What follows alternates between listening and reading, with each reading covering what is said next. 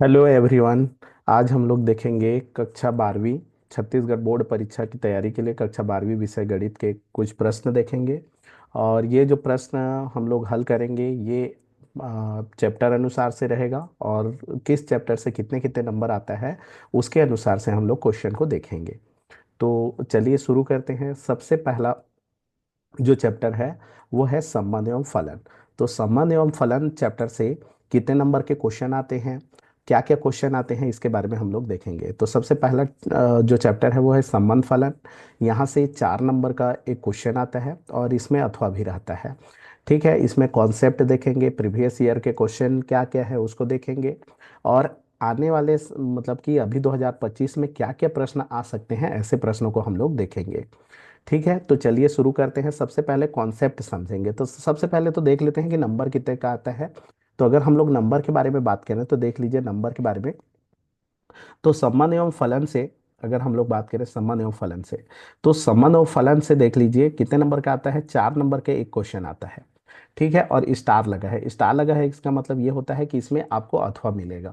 यानी कि इसमें क्या रहता है, अथवा रहता है। मतलब यहाँ पर 2 क्वेश्चन आते हैं और अथवा रहेगा, दोनों में से एक को बनाना रहता है। ठीक है, तो वो जो अक्सर क्वेश्चन होते हैं संबंध से रहता है, और कोई एक क्वेश्चन फलन से रहता है, मतलब दोनों से एक एक क्वेश्चन आ जाते हैं।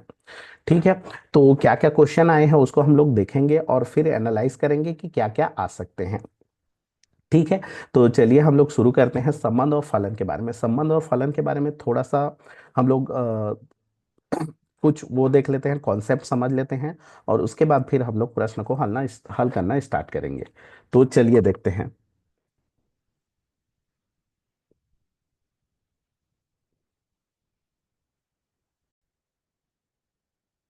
चलिए देखते हैं।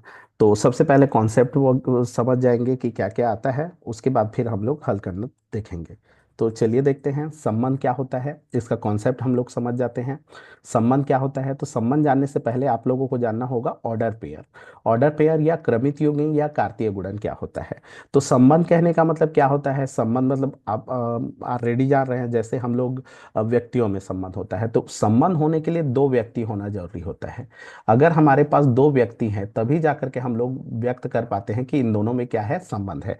जैसे पिता पुत्र, तो पिता एक है और पुत्र एक है, उसी उन्हों के बीच में संबंध होता है। तो उसी प्रकार से गणित में संबंध क्या होता है, गणित में जो संबंध होता है वो 2 सेट के बीच में होता है। इसमें क्या होता है, 2 सेट होना चाहिए, दो क्या होना चाहिए, सेट होना चाहिए। ठीक है, और 2 सेट ऐसे होने चाहिए कि नॉन एम्प्टी हो। नॉन एम्प्टी मतलब नॉन एम्प्टी सेट हो, नॉन एम्प्टी। ठीक है, मतलब ये खाली नहीं होने चाहिए, 2 सेट हो। तो इन दोनों सेट के बीच में रिलेशन होता है। तो ये रिलेशन को व्यक्त करने के लिए हम लोग सबसे पहले समझते हैं कि 2 सेट का कार्टेशियन प्रोडक्ट या कार्तीय गुणन कैसे करते हैं। तो मान लेते हैं हमारे पास 2 सेट है। मान लेते हैं एक सेट है ए, और इसके एलिमेंट है मान लेते हैं 1 और 2 है। और एक सेट मान लेते हैं बी है, और इसके एलिमेंट है मान लेते हैं ए और बी है। तो अगर हम लोग इसका कार्टेशियन प्रोडक्ट करें, कार्टेशियन प्रोडक्ट मतलब क्या होता है, कार्तीय गुणन मतलब क्रॉस करना। तो ए क्रॉस बी निकालेंगे, तो ए क्रॉस बी क्या होगा, ए क्रॉस बी क्या होता है, अगर हम लोग करेंगे तो ये ऑर्डर पेयर है, मतलब इसको पेयर करना है। ए ए का हम लोगों को गुणा करना है। ए का एलिमेंट क्या है, 1 2 है, और क्रॉस क्या करना है, A बी से। ठीक है, तो यहां पर गुणा का मतलब गुणा नहीं करना है ना, यहां पर पेयर बनाना है। जैसे 1 का पेयर ए के साथ होगा, फिर 1 का पेयर बी के साथ होगा। सेम इसी तरह से 2 का पेयर ए के साथ होगा, और फिर 2 का पेयर किसके साथ होगा, बी के साथ होगा। तो अगर हम लोग यहां पर देखेंगे तो ये हमारे पास ये एक सेट ऐसे बनेगा, 1 ए, 2 नहीं 1 बी, फिर उसके बाद ले लेंगे 2 ए और 2 बी। ये इस तरह से होगा। इसमें से किसी को भी आगे पीछे कर सकते हैं, जैसे ए और 1 के साथ में ए को लेना है ना। लेकिन यहां पर ध्यान रहे, इसको उल्टा नहीं लिख सकते। जैसे 1 ए को A 1 नहीं लिख सकते, ये गलत होगा ना। मतलब जो फर्स्ट एलिमेंट होता है उसी का एलिमेंट फर्स्ट होना चाहिए, और जो सेकेंड सेट होता है उसका एलिमेंट सेकेंड होना चाहिए, तभी ऐसे ऑर्डर पेयर करना है। तो कार्टेशियन प्रोडक्ट का मतलब होता है ऑर्डर पेयर, यहाँ पर गुणा नहीं होता है ना, उसका ऑर्डर पेयर बनाना है, पेयर करना है। ठीक है, समझ में आ गया होगा, ये समझ गए होंगे। अब इसमें रिलेशन देखेंगे, उसी प्रकार से क्या होता है, कभी कभार दो सेट ना हो तो सेम सेट के साथ में भी रिलेशन हो सकता है। ठीक है, सेम सेट के साथ में रिलेशन हो सकता है। जैसे हम लोग सेम सेट लेंगे और उसका कार्टेशियन प्रोडक्ट निकालेंगे तो किस तरह से निकाल सकते हैं। जैसे हमारे पास एक सेट है और इसके एलिमेंट्स मान लेते हैं 1 2 3 है। ठीक है, अब मेरे को इसका कार्टेशियन प्रोडक्ट निकालना है, ए क्रॉस ए निकालना है, तो ए क्रॉस ए क्या हो जाएगा, तो इन दोनों का कार्टेशियन प्रोडक्ट, तो ऐसे लिख लीजिए 1 2 3 प्रोडक्ट ले लेंगे 1 2 3।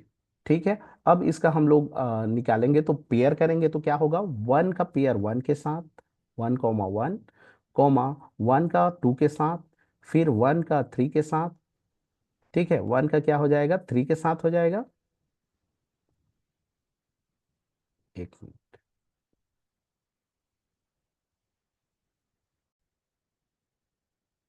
ठीक है, उसी प्रकार से वन का किसके साथ हो जाएगा, थ्री के साथ, इधर लिख लेता हूँ 1 3। उसी प्रकार से टू का स्टार्ट कीजिए, टू का वन के साथ, टू का टू के साथ, टू का थ्री के साथ। ठीक है, उसी प्रकार से थ्री का वन के साथ, फिर थ्री का टू के साथ, और थ्री का थ्री के साथ। ठीक है, तो इतने हमारे पास क्या बनेंगे, एलिमेंट बनेंगे, ये हमारे पास ए क्रॉस ए बना। ठीक है, ए क्रॉस ए इस तरह से कार्टेशियन प्रोडक्ट निकाला जाता है या ऑर्डर पेयर निकाला जाता है। अब इसके बाद रिलेशन, हमको तो पढ़ना है रिलेशन, रिलेशन क्या होता है। तो अगर हम लोग बात करें रिलेशन के बारे में, रिलेशन क्या होता है, तो रिलेशन जो होता है शॉर्टकट में सीधा से ये है, ये जो रिलेशन है इसको आर से डिनोट करते हैं, ये जो रिलेशन होता है सबसेट होता है ए क्रॉस बी का, मतलब जो दो सेट होते हैं उनके कार्टेशियन प्रोडक्ट का सबसेट होता है। ठीक है, या फिर हम लोग ऐसे भी लिख सकते हैं, अगर एक ही सेट है तो एक ही सेट के कार्टेशियन प्रोडक्ट का सबसेट होता है, वो कहलाता है आपका रिलेशन। तो रिलेशन जो होता है दो सेट के कार्टेशियन प्रोडक्ट का क्या होता है, सबसेट होता है, ये इसका सबसेट होता है। मतलब इसमें से कुछ एलिमेंट को ले लो तो वो हमारा रिलेशन हो जाएगा। जैसे मैं एक आध एग्जांपल ले लूं।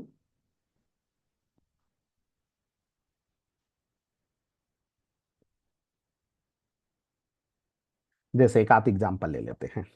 जैसे हमारे पास अगर कोई एक रिलेशन ले लेता हूँ, आर लिख लेता हूँ, क्या ये रिलेशन है कि नहीं है, ए क्रॉस ए का लिए देखेंगे ना, ए क्रॉस ए के लिए रिलेशन हम लोग फाइंड करते हैं। तो ए क्रॉस ए के लिए मैं मान लेता हूँ, ले लिया 1 1 1 2 3 1 और 2 2। ठीक है, चलो बताओ ये रिलेशन है कि नहीं, तो है, देख लीजिए इसके एलिमेंट आ रहे हैं कि नहीं, 1 1 है, 1 2 है ना, उसी तरह से 3 1 है, 2 2 है। मतलब ये इसका क्या हो जाएगा, रिलेशन हो जाएगा। रिलेशन मतलब इसी में के कुछ एलिमेंट को या सारे एलिमेंट को लेकर के सेट बनाना है, उसी को हम लोग क्या करेंगे, रिलेशन। जैसे मैं बात करूं आर एक रिलेशन है कि नहीं, अगर मैं लिख लूं 1 4, ठीक है, और 2 2 लिख लूं, चलो बताओ ये रिलेशन है कि नहीं है, ये एक रिलेशन है कि नहीं है, तो ये रिलेशन नहीं है। क्यों नहीं है, क्योंकि ये जो 1 4 है वो ए क्रॉस ए में बिलोंग नहीं करता, 1 4 जो है वो not belong to A cross A cross A में बिलोंग नहीं करता है, इसलिए हम लोग इसको रिलेशन नहीं बोलेंगे। तो रिलेशन के लिए क्या होता है, सीधा शॉर्ट सीधा तरीका ये होता है, ये कार्टेशियन प्रोडक्ट का क्या होता है, सबसेट होता है।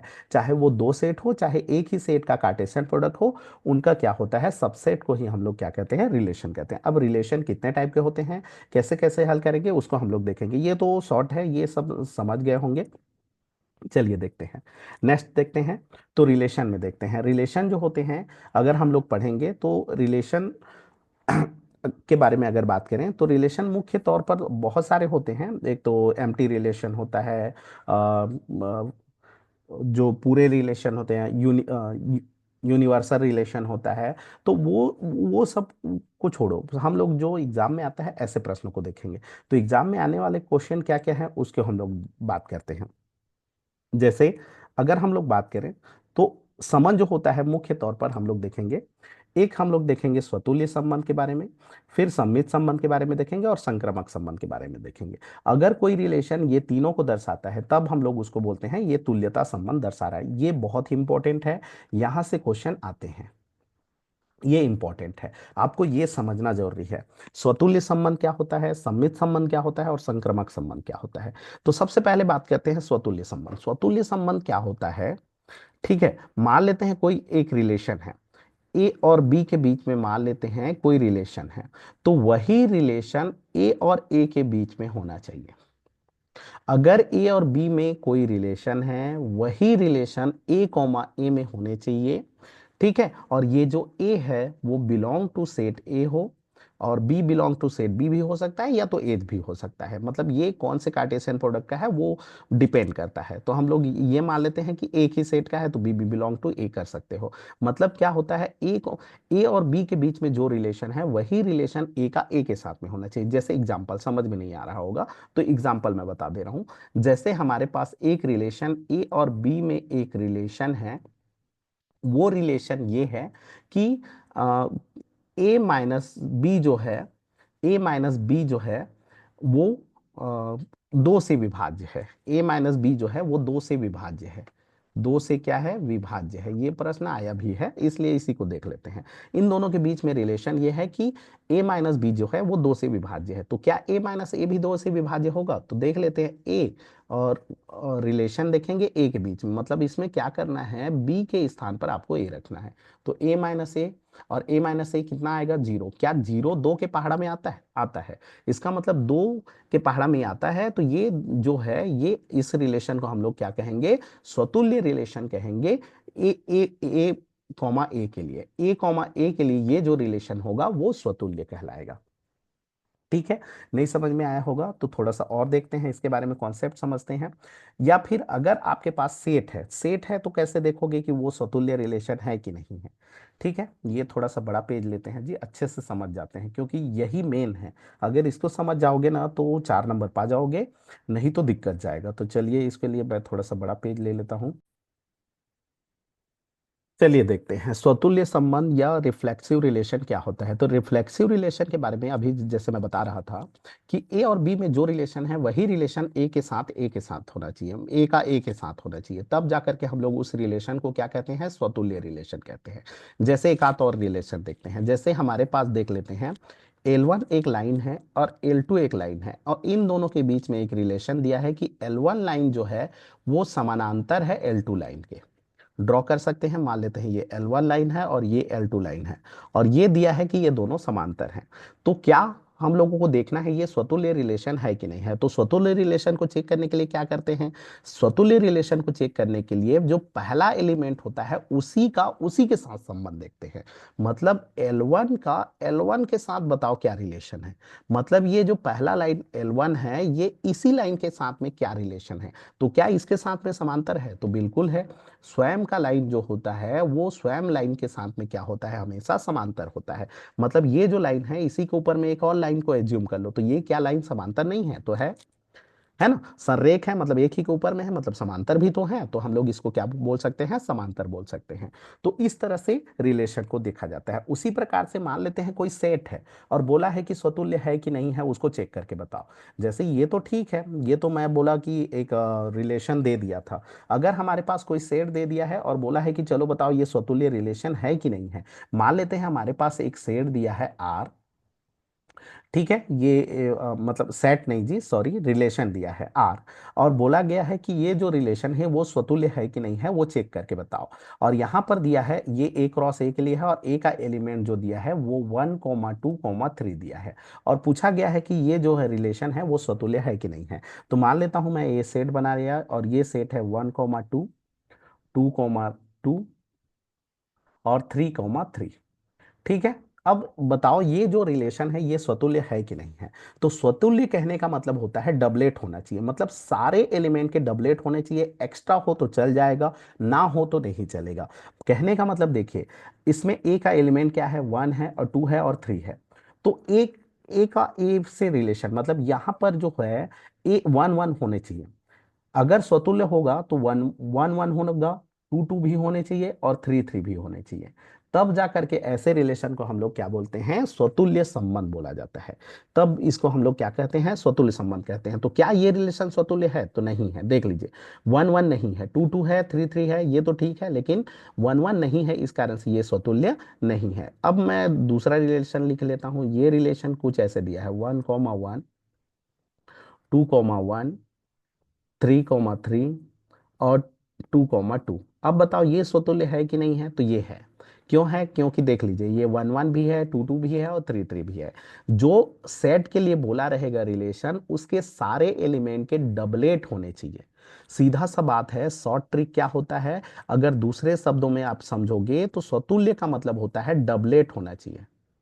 डबलेट, डबलेट होना चाहिए। इसका मतलब ये हुआ ए भी बिलोंग करना चाहिए आर में। कहने का मतलब, इसको अगर गणित की भाषा में लिखेंगे तो गणित की भाषा में ऐसे लिखते हैं, ठीक है। गणित की भाषा में कोई रिलेशन स्वतुल्य कब कहलाएगा, तो मान लेते हैं कोई रिलेशन आर है, ठीक है, और उसमें बिलोंग कर रहा है A, B बिलोंग कर रहा है, मतलब A, B वाले सेट बिलोंग कर रहे हैं, ठीक है। तो उस कंडीशन में उस रिलेशन में A, भी बिलोंग करना चाहिए उस आर में। सारे A, फॉर ऑल यहां पर ये वर्ड याद रखना, फॉर ऑल A, बिलोंग करना चाहिए आर में। मतलब इसमें से ये नहीं कि 2 2 बिलोंग कर रहा है, 3 3 बिलोंग कर रहा है, 1 1 बिलोंग नहीं कर रहा है, तो वो स्वतुल्य नहीं होगा। स्वतुल्य के लिए कंडीशन ये है कि सारे डबलेट होने चाहिए, सेट है तो, ठीक है। और उसी प्रकार से अगर आपको रिलेशन दिया है तो रिलेशन के लिए तौर पर क्या देखोगे कि ए और बी में जो रिलेशन है वही रिलेशन ए का ए के साथ में होना चाहिए, तब जाकर के हम लोग स्वतुल्य बोलेंगे, ठीक है। स्वतुल्य समझ में आ गया होगा, नहीं समझ में आया होगा तो एक बार और वीडियो को रिवर्स करके देख लेंगे, ठीक है जी। तो चलिए, ये हो गया स्वतुल्य रिलेशन के बारे में। अगला देखते हैं सम्मित रिलेशन। सम्मित रिलेशन या सिमेट्रिक रिलेशन क्या होता है। सिमेट्रिक रिलेशन किसको कहते हैं, तो इसको मैं अगर भाषा में लिखूं तो मैं लिख लेता हूं कि आर में मान लेते हैं बिलोंग कर रहा है A, B, ठीक है। तो उस कंडीशन में B, A भी बिलोंग करना चाहिए आर में, फॉर ऑल। यहां पर ध्यान देना, for all B, A belong करना चाहिए आर में। अगर A, B बिलोंग कर रहा है आर में तो उस कंडीशन में फॉर ऑल B, A भी बिलोंग करना चाहिए आर में। इसका मतलब शॉर्ट ट्रिक में देखेंगे तो उल्टा पुल्टा, उल्टा पुल्टा, उल्टा पुल्टा होनी चाहिए। मतलब अगर 1, 2 बिलोंग कर रहा है आर में तो उस कंडीशन में 2, A भी बिलोंग करना चाहिए आर में, तब जा करके हम लोग उसको बोलेंगे सम्मित रिलेशन। जैसे आप इसी रिलेशन के बारे में बात करेंगे, ए सेट के लिए मैं एक रिलेशन लिख देता हूं और बताना है कि ये जो रिलेशन है वो आपका सम्मित है कि नहीं है। तो मैं मान लेता हूं, रिलेशन लिख लिया आर और यहां पर लिख दिया 1, 1 2, 1 3, 1, ठीक है। उसी प्रकार से 1, 3 और 1, 2। चलो बताओ ये है कि नहीं है, ये जो है आपका सम्मित है कि नहीं है। तो डबलेट को तो देखना ही नहीं है, क्योंकि डबलेट तो उल्टा पुल्टा सेम होता है। देखो 2, 1 है तो क्या 1, 2 है, तो है। 3, 1 है तो क्या 1, 3 है। तो इसका मतलब ये जो है वो आपका सम्मित संबंध है। ये जो है वो क्या संबंध है, सम्मित संबंध। अगर हमारे पास प्रश्न कैसा हो, एक सेट के फॉर्म में दिया हो, ठीक है। अगर हमारे पास प्रश्न कैसे फॉर्म में दिया हो, सेट के फॉर्म में दिया हो, तो उस कंडीशन में ये जो है वो सम्मित, इस तरह से चेक करते हैं, मतलब उल्टा पुल्टा होने चाहिए। उसी प्रकार से अगर सेट के फॉर्म में ना दिया हो और कोई रिलेशन दिया हो, तो जैसे हमारे पास ए और बी के बीच में एक रिलेशन दिया है और वो रिलेशन कुछ इस तरह से है कि A - B जो है वो विभाज्य है दो से, विभाज्य है दो से, ऐसे लिखा है, वर्ड में लिखा है। तो अब इसको हम लोग कैसे बनाएंगे, तो उस कंडीशन में हमको ये ट्राई करना है कि B, A भी, मतलब बी, ए की जगह में बी रखना है और बी के जगह में हमको ए रखना है, क्या वो भी दो से विभाज्य है। तो हम लोग देखते हैं, अगर मैं ए के जगह में बी रख दूं तो बी हो जाएगा, बी की जगह में ए रख दूं तो B - A आ गया। अब B - A दो से विभाज्य है कि नहीं है, तो चेक करते हैं। तो क्या मैं इसमें माइनस कॉमन ले सकता हूं, तो ले लीजिए माइनस कॉमन। तो माइनस कॉमन ले लिए तो A माइनस क्या आया, B आया। अब देखिए A - B दो से विभाज्य है कि नहीं है वो तो हम लोगों को प्रश्न में ही दिया है। इसका मतलब B - A भी दो से विभाज्य है। या शॉर्टकट एग्जांपल में समझ जाइए, जैसे मैं 6 - 2 लिया, 6 - 2 2 से विभाज्य है कि नहीं है, तो है, 4 आएगा। लेकिन अगर इसी को 2 - 6 कर दूं तो क्या ये 2 से विभाज्य है, तो है। ऋण आ गया तो क्या दिक्कत है, ऋण 4 आया तो क्या 2 से भाग नहीं जाएगा, जाएगा ना, कटेगा, मतलब ये क्या है, 2 से विभाज्य है। इसका मतलब ये जो संबंध है वो क्या संबंध है, सम्मित संबंध है। सम्मित संबंध के लिए क्या होता है कि उल्टा पुल्टा होने चाहिए अगर सेट है तो। और अगर हमारे पास कोई रिलेशन दिया है तो ए के साथ बी, ए और बी के साथ जो रिलेशन है वही रिलेशन बी का ए के साथ में होना चाहिए, मतलब ए का जो रिलेशन बी के साथ में है वही रिलेशन बी का ए के साथ में होना चाहिए। तब जाकर के हम लोग उसको क्या बोलेंगे, सम्मित संबंध बोलेंगे। अच्छे से समझिएगा, समझ में आ जाएगा। चलिए देखते हैं नेक्स्ट रिलेशन देखते हैं। नेक्स्ट देखते हैं ट्रांजिटिव रिलेशन, संक्रामक संबंध। ये बहुत ही इंपॉर्टेंट रिलेशन है। इसमें क्या होता है कि यदि हमारे पास, जैसे सेट वाले को देख लेते हैं, सम्मित संबंध, संक्रामक संबंध या ट्रांजिटिव रिलेशन क्या होता है। ट्रांजिटिव रिलेशन अगर देखना है तो हमारे पास मान लेते हैं कोई रिलेशन है, इसमें बिलोंग कर रहा है ए कॉमा बी बिलोंग कर रहा है, और एंड बी कॉमा ए भी उस रिलेशन में बिलोंग कर रहा है, बी कॉमा सी भी बिलोंग कर रहा है, मतलब ए कॉमा बी भी बिलोंग कर रहा है रिलेशन में और बी कॉमा सी भी बिलोंग कर रहा है, तो उस कंडीशन में पर्टिकुलर ए कॉमा सी भी बिलोंग करना चाहिए उस आर में। उस आर में ए कॉमा सी भी क्या होने चाहिए, बिलोंग करना चाहिए। तब जाकर के उसको हम लोग क्या बोलते हैं, संक्रामक संबंध बोलते हैं। संक्रामक संबंध को अच्छे से समझिएगा ना, संक्रामक संबंध क्या होता है तो इसके बारे में अगर देखेंगे तो एक बार और समझा दूं। अगर हमारे पास ए कॉमा बी बिलोंग कर रहा है आर में तथा बी कॉमा सी भी बिलोंग कर रहा है आर में, इसका एलिमेंट और इसका एलिमेंट मैच करना चाहिए, बी कॉमा सी भी बिलोंग कर रहा है आर में, तो उस कंडीशन में ए कॉमा सी भी बिलोंग करना चाहिए क्या में, आर में। तब जाकर के हम लोग उसको क्या बोलते हैं, संक्रामक संबंध बोलते हैं।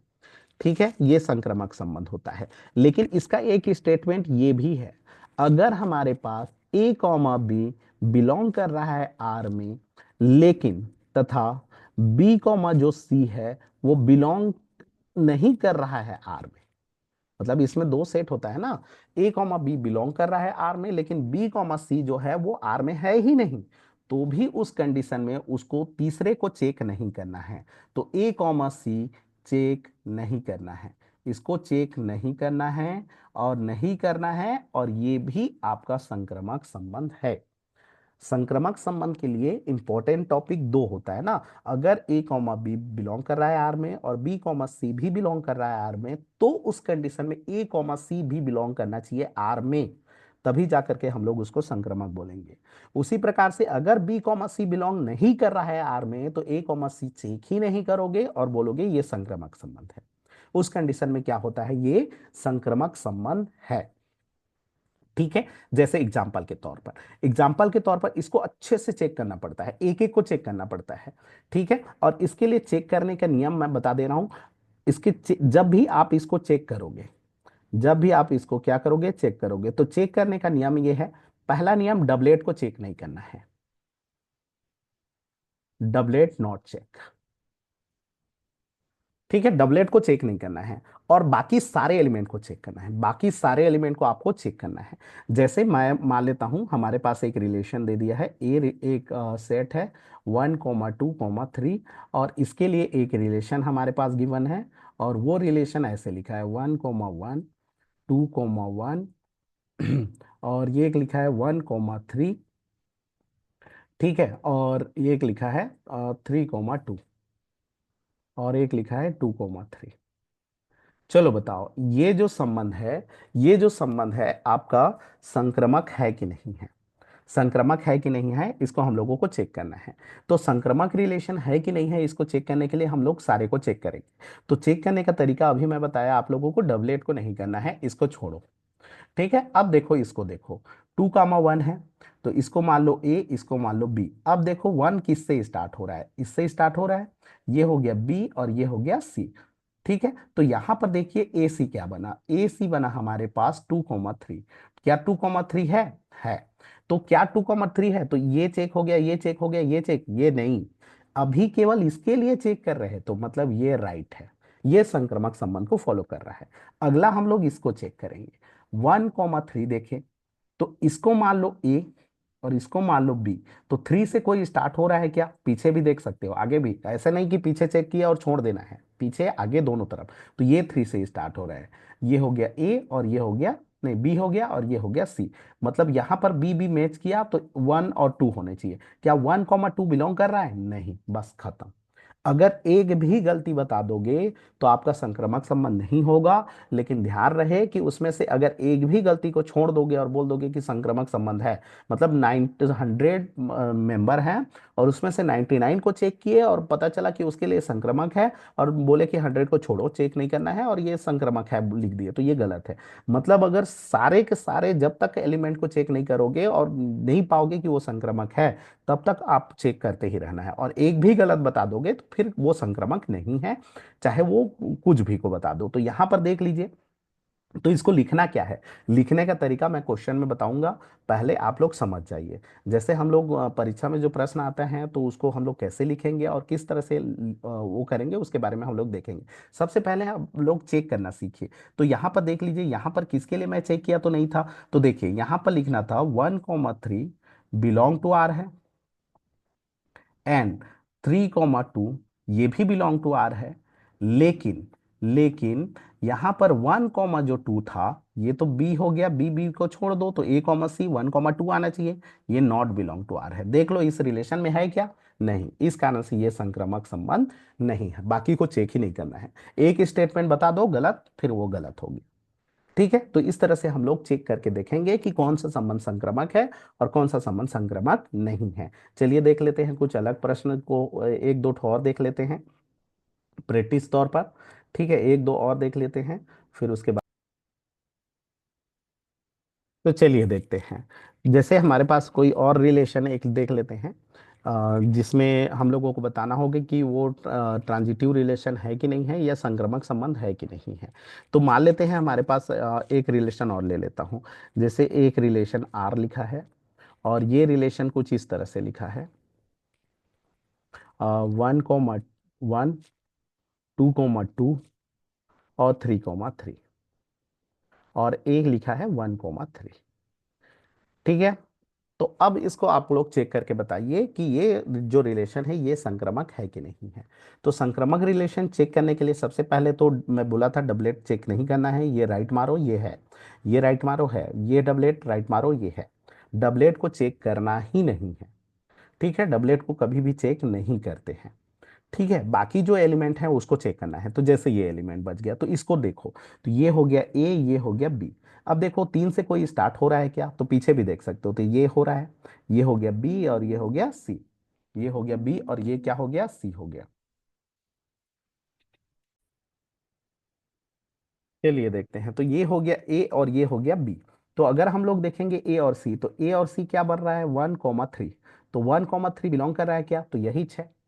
ठीक है, वरना एक चीज और तरीका याद रखना, डबलेट को तो मिलाना भी मत, क्योंकि वही आ जाता है रिटर्न में, वही आ जाता है। जैसे इसको भूल जाओ तुम लोग ये है बोल के, बस इसी को देखो। तो यहां पर दूसरा नियम हम लोग ये भी अप्लाई कर सकते हैं कि ए कॉमा बी बिलोंग कर रहा है, लेकिन बी कॉमा सी तो है ही नहीं, इस कारण से हम लोग इसको भी टिक मार सकते हैं।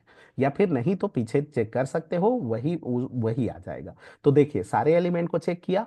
अब सारे एलिमेंट के लिए अगर वो संक्रामक संबंध के नियम को फॉलो कर रहा है, तो उस कंडीशन में आर जो है वो आपका संक्रामक कहलाएगा। तो उस कंडीशन में आर क्या कहलाएगा? संक्रामक कहलाएगा। ठीक है, ये तो हो गया संक्रामक संबंध के बारे में। और ये कैसे के लिए? जब हमारे पास कोई सेट हो।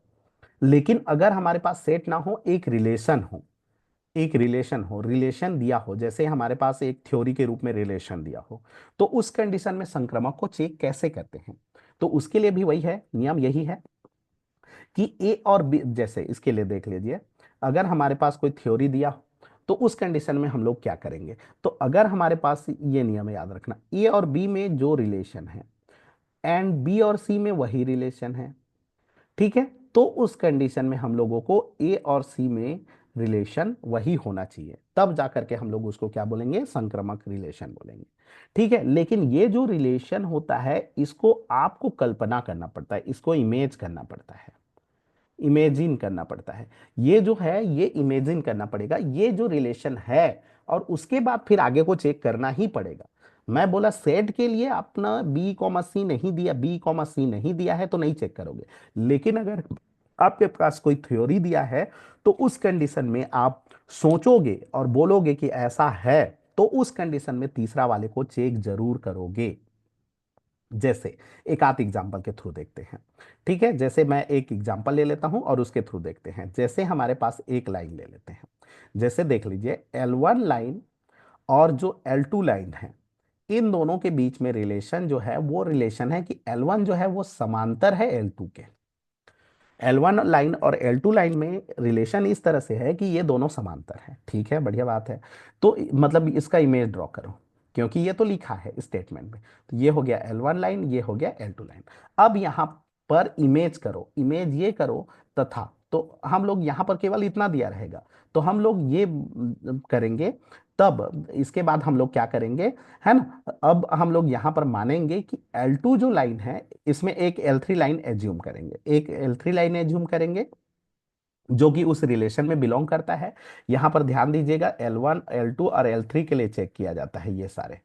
ठीक है, तो ये जो तीनों लाइन है वो इस रिलेशन में बिलोंग कर रहे हैं ना। तो L2 लाइन और L3 लाइन के बीच में भी रिलेशन है कि ये दोनों समांतर हैं। अब बोलोगे ये क्या चीज है, ये प्रश्न में दिया है, ये तो दिया ही नहीं है। तो इसको आपको सोचना है कि L2 और L3 लाइन जो है वो समांतर हैं। अब उस कंडीशन में हम लोगों को L1 और L3 के बीच में रिलेशन देखना है। ठीक है, तो यहां पर हम लोगों ने माना माना यहां पर कि L3 जो लाइन है वो L2 लाइन के समांतर है। ठीक है, बढ़िया, ड्रॉ कर दिया। अब हमको देखना है क्या L1 लाइन और L3 लाइन भी समांतर है, तो है, बिल्कुल है, देख लीजिए। L3 लाइन और L1 लाइन के बीच में क्या रिलेशन है, तो L3 लाइन और L1 लाइन जो है वो भी आपका क्या है, समांतर है। चित्र से दिख रहा है, दिख रहा है चित्र से। जैसे देखो, इन दोनों के बीच में दिया था, ये हम लोगों ने एज्यूम किया, और उसके बाद में चेक करना है फर्स्ट और लास्ट को। चेक करना है फर्स्ट और क्या को, लास्ट को। ठीक है, जैसे हमारे पास मान लेते हैं यहां पर वैसे ना दे करके ये वर्ड वाले क्वेश्चन दिया है, जो कि अक्सर ये बहुत बार आया है, इसी क्वेश्चन को हम लोग ट्राई करते हैं। जैसे हमारे पास एक रिलेशन ये है, और रिलेशन में लिखा है, ये जो रिलेशन है ना, A-B जो है वो आपका विभाज्य है दो से। विभाज्य है क्या से, दो से। ठीक है, यहां पर ए और A-B एक रिलेशन है। यहां पर ऐसे नहीं रहता, रिलेशन को लिखने का तरीका होता है। और रिलेशन को लिखने का तरीका कुछ इस तरह से लिख रहता है। गणित की भाषा में लिखूं तो A-B सच दैट A-B, है ना, रिलेशन यही दिया है, सच दैट A-B विभाज्य है दो से, विभाज्य है दो से। ठीक है, या दो से विभाजित होता है, या दो का मल्टीपल होता है, ऐसे कुछ तरीके हो सकते हैं लिखने के। तो ये दिया है, मतलब A-B जो है वो दो से विभाज्य है। मतलब ए और बी के बीच में तुमको रिलेशन क्या दिया है, ये दिया है। ठीक है, अब इसको हम लोग लिखने का तरीका, तो रिलेशन को लिखने का तरीका ऐसे भी है। ए ऐसे लिख सकते हो, ए जैसे मैं लिखता हूं a relation B equal to, ऐसे करके लिख सकते हो A-B दो से विभाज्य है, हिंदी में लिख लो दो से विभाज्य है। ऐसे लिख सकते हो आप, ऐसे इक्वल टू करके ऐसे भी लिख सकते हो। नहीं तो कोई कोई ऐसे लिखते हैं, यहां पर क्या करते हैं, A-B के लिए, A-B के लिए ऐसे कर देते हैं, और यहां पर उसके स्टेटमेंट को लिखने हैं A-B विभाज्य है दो से। तो ऐसे लिखोगे तो भी चलेगा, ऐसे लिखोगे तो भी चलेगा, आपकी मर्जी। ये लिखो तो भी चलेगा, ये लिखो तो भी चलेगा। आपको मेन उसको समझाना है कि वो आप जो समझा रहे हो वो सही है। ठीक है, जैसे मैं इसको दो तरीके से लिख के मैं बता रहा हूं, एक तो जो पुस्तक में लिखा रहता है, एक जो अपने थोड़े से तरीके से मैं लिख के बताऊंगा। और ये भी गलत नहीं है ना, ऐसे भी आप लिख सकते हो। ठीक है, जैसे अगर मैं यहाँ पर ये इसको लिखना चाहूँ तो ऐसे लिख लेते हैं। तो हमारे पास रिलेशन क्या है, यहां पर हम लोग ऐसे कर लेते हैं। यहां पर तो तीन एलिमेंट चाहिए, संक्रामक के लिए हमेशा तीन एलिमेंट चाहिए रहता है, और वो जो है वो रिलेशन में बिलोंग करना चाहिए, तभी तो आप चेक करोगे। तो यहां पर मैं लिखूंगा, सबसे पहले तो लिखना पड़ेगा आपको माना की। सबसे पहले लिखना है माना की, माना कि A-B, C बिलोंग कर रहा है रिलेशन, A-B, C बिलोंग कर रहा है क्या में, आर में। अब इसके बाद स्टेटमेंट लिखते जाओ। ए और बी के बीच में रिलेशन क्या दिया है, एक मिनट, चलिए देखते हैं। जैसे हमारे पास क्या होगा, तीन एलिमेंट, अगर हमको संक्रमक चेक करना है तो तीन एलिमेंट के लिए चेक किया जाता है। तो माना कि सबसे पहले लिखना है, माना कि ए कॉमा बी कॉमा सी जो है वो बिलोंग कर रहा है क्या में, आर में। ए और बी दिया है तो ए बी सी लोगे, नहीं तो L1 L2 लाइन दिया है तो L1 L2 L3 करके ले सकते हो, अलग अलग कोई भी वर्ड का उपयोग कर सकते हो तीसरा एलिमेंट। ठीक है, तो यहाँ पर ए बी और सी के जो है वो आर में बिलोंग कर रहा है। अब इसके बाद में जो दिया है उसको लिखोगे, दिया है। इसके बाद हम लोगों को दिया है, क्या दिया है, दिया है, तो इसको लिख सकते हो ए और बी में रिलेशन है। ए और बी में रिलेशन ये है कि ए माइनस बी विभाज्य है दो से, विभाज्य है दो से, या दो से विभाज्य है, ऐसे लिख लीजिए, मतलब ये ऐसे लिखना है हिंदी में, नहीं तो ऐसे लिख दीजिए, दो से क्या है, विभाज्य है। अब इसके बाद में तथा, हम लोगों को इसके बाद एज्यूम करना है तथा b माइनस सी, मतलब b और c के बीच में वही रिलेशन, इसको मानना है ना, ये हमको अपने मन से मानना है, ये भी विभाज्य है। तो b और c के बीच में रिलेशन ये है कि a के जगह में b रखो और b के जगह में c रखो, ये भी विभाज्य है दो से। ये हमको दिया है, मतलब पहला दिया है और दूसरा को हम लोगों ने माना कि ये भी विभाज्य है दो से, एवं ये तथा ये भी विभाज्य, या ऐसे लिख सकते हो भी विभाज्य है दो से, ऐसे लिख सकते हो, बी माइनस सी भी विभाज्य है दो से, दो से। ठीक है, तो उस कंडीशन में हमको a माइनस सी को चेक करना है। ए माइन मतलब ये दोनों आपके पास पता है, ये दोनों विभाज्य है दो से, तो उस कंडीशन में आपको चेक करके बताना है कि a और c के बीच में जो रिलेशन होगा वही रिलेशन वो भी आपका दो से विभाज्य होगा। अब a और c के बीच में रिलेशन क्या होगा, तो थोड़ा सा देखते हैं, रफ में बनाएंगे इसको, हम लोग रफ में बनाते हैं। तो रफ में अगर मैं करूं तो रफ में कुछ इस तरह से दिखेगा। देखिए, अगर मैं इसको रफ में करूं तो रफ में कुछ इस तरह से दिखेगा कि ए और सी के बीच में मेरे को रिलेशन देखना है। तो यहां पर देखिए, ए के जगह में ए ही रहेगा और बी के जगह में सी आएगा, तो यहां पर ए माइनस सी जो है वो भी दो से विभाज्य है, वो हमको बताना है।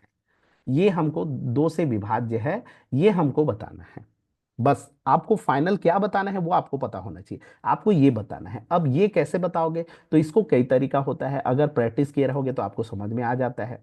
ठीक है, तो यहां पर क्या है, इन दोनों से क्या आप लोग ऐसे बना सकते हो, ए माइनस सी, मतलब ए माइनस बी और बी माइनस सी से आपको ए माइनस सी बनाना है, तो क्या बना सकते हो, तो बिल्कुल बना सकते हैं। देखिए, जोड़ के, अगर घटाव वाला रिलेशन है तो जोड़ के बना सकते हो, जोड़ वाला रिलेशन है तो घटा करके बना सकते हो, ऐसा बन जाता है। तो देखिए, ये घटाव वाला रिलेशन है, तो अगर मैं इन दोनों को जोड़ दूं, अगर इन दोनों को जोड़ दूं, ठीक है, तो ये कुछ इस तरह से होगा, आर ए बी के बीच में रिलेशन और बी और सी के बीच में रिलेशन का योग, और इन दोनों को जोड़ दूं तो ए माइनस बी प्लस क्या हो गया, बी माइनस सी हो गया। अब देखिए, बी और बी कैंसिल हो गया तो ये ए माइनस सी आया। अब देखिए, ए माइनस सी क्या है, तो यहां पर ए माइनस सी आ गया, तो क्या ए माइनस सी को ए आर सी लिख सकता हूं, बिल्कुल लिख सकते हैं। अब यहां पर आपको खुद समझना है कि क्या ये भी विभाज्य है दो से, तो बिल्कुल है।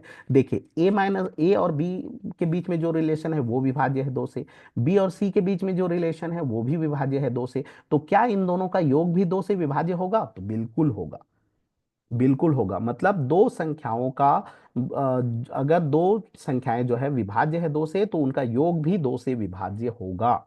उस कंडीशन में उन दोनों का योग भी दो से क्या होगा, विभाज्य होगा। जैसे चार दो से विभाज्य है, आठ दो से विभाज्य है, तो इन दोनों को जोड़ो, कितना आएगा, बारह। क्या बारह दो से विभाज्य है? तो जो योग होगा वो भी दो से क्या होता है, विभाज्य होता है, मतलब विभाजित होता है। तो ये कंडीशन आपको बताया, तो इसी को बताना है कि ए माइनस सी, ए और सी के बीच में जो रिलेशन है ये भी दो से विभाज्य है, अतः यह संबंध क्या है, संक्रामक संबंध है। बस यही आपको समझाना है। ठीक है, जैसे और क्वेश्चन हम लोग करते जाएंगे, प्रैक्टिस करते जाएंगे, तो आप लोग को और समझ में आते जाएगा कि संक्रामक संबंध होता क्या है। संक्रमक संबंध के लिए लिखने का बस तरीका को ध्यान देना है कि कैसे लिखोगे, ऐसे लिख सकते हो, यहाँ पर वर्ड का उपयोग कर सकते हो, गणितीय अप्रोच का उपयोग कर सकते हो, जैसे गणितीय अप्रोच, फॉर ऑल, जो चिन्ह है वो सब का उपयोग करके हम लोग कर सकते हैं, नहीं तो वर्ड का भी उपयोग करके कर सकते हो। और आपको बस बताना है कि वो वैसी रिलेशन है। ठीक है, मतलब चेक यही करना है, ए और बी आपको दिया रहेगा, बी और सी आपको मानना है, और वो भी वैसे ही मानना है जो पहले वाला है। ठीक है, उसके बाद फिर तीसरा को आपको चेक करना है, और तीसरा को चेक करने के लिए हमेशा रब का उपयोग कर लीजिएगा, और रब का उपयोग करके आपको बता लीजिएगा कि हमको बनाना क्या चीज है। अब उसको बनाना आ गया तो फिर आप बन जाएगा। ठीक है, तो इस तरह से हम लोग देखेंगे, जैसे कुछ कुछ क्वेश्चन जो आए हैं प्रीवियस ईयर के, उस क्वेश्चन को हम लोग हल करेंगे, फिर हम लोगों को पता चल जाएगा। ठीक है, चलिए एक बार तीनों का फिर से सार मैं बता दे रहा हूँ, नेक्स्ट पेज लेकर के, ऊपर के पेज से नहीं बता रहा हूँ, सीधा नेक्स्ट पेज लेकर के तीनों का सार बता दे रहा हूँ। तीनों का सार ये है। ठीक है, देखिए सबसे पहला हम लोग देखें स्वतुल्य। स्वतुल्य, स्वतुल्य क्या होता है? तो स्वतुल्य के लिए सीधा सा ये है, ए और बी में जो रिलेशन है वही रिलेशन ए का ए के साथ में होना चाहिए। स्वतुल्य, खत्म। या फिर हम लोग ये ऐसे देखेंगे, तो ए और बी में जो वर्ड वाले हैं, ये तो ऐसे वाला एक, मतलब ए और कॉमा बी बिलोंग कर रहा है आर में, तो उस कंडीशन में बी कॉमा ए भी बिलोंग करना चाहिए आर में, ये तो है। नहीं तो ए और बी में जो रिलेशन है वही रिलेशन ए का ए के साथ में होना चाहिए। ठीक है, दूसरा सममित। सममित रिलेशन क्या होता है? स्वतुल्य, रिफ्लेक्सिव, सममित, सिमेट्रिक। सिमेट्रिक रिलेशन, ए और बी बिलोंग कर रहा है आर में, तो उस कंडीशन में बी कॉमा ए भी बिलोंग करना चाहिए आर में। सेम ऐसे स्टेटमेंट वाले क्वेश्चन, ए और बी में जो रिलेशन है वही रिलेशन बी के साथ में ए के साथ होना चाहिए, मतलब बी का ए के साथ में होना चाहिए, तो उस कंडीशन में हम लोग उसको क्या बोलेंगे? सम्मित रिलेशन बोलेंगे। उसके बाद आता है संक्रमक। संक्रमक, और इसको हम लोग बोलते हैं ट्रांजिटिव रिलेशन।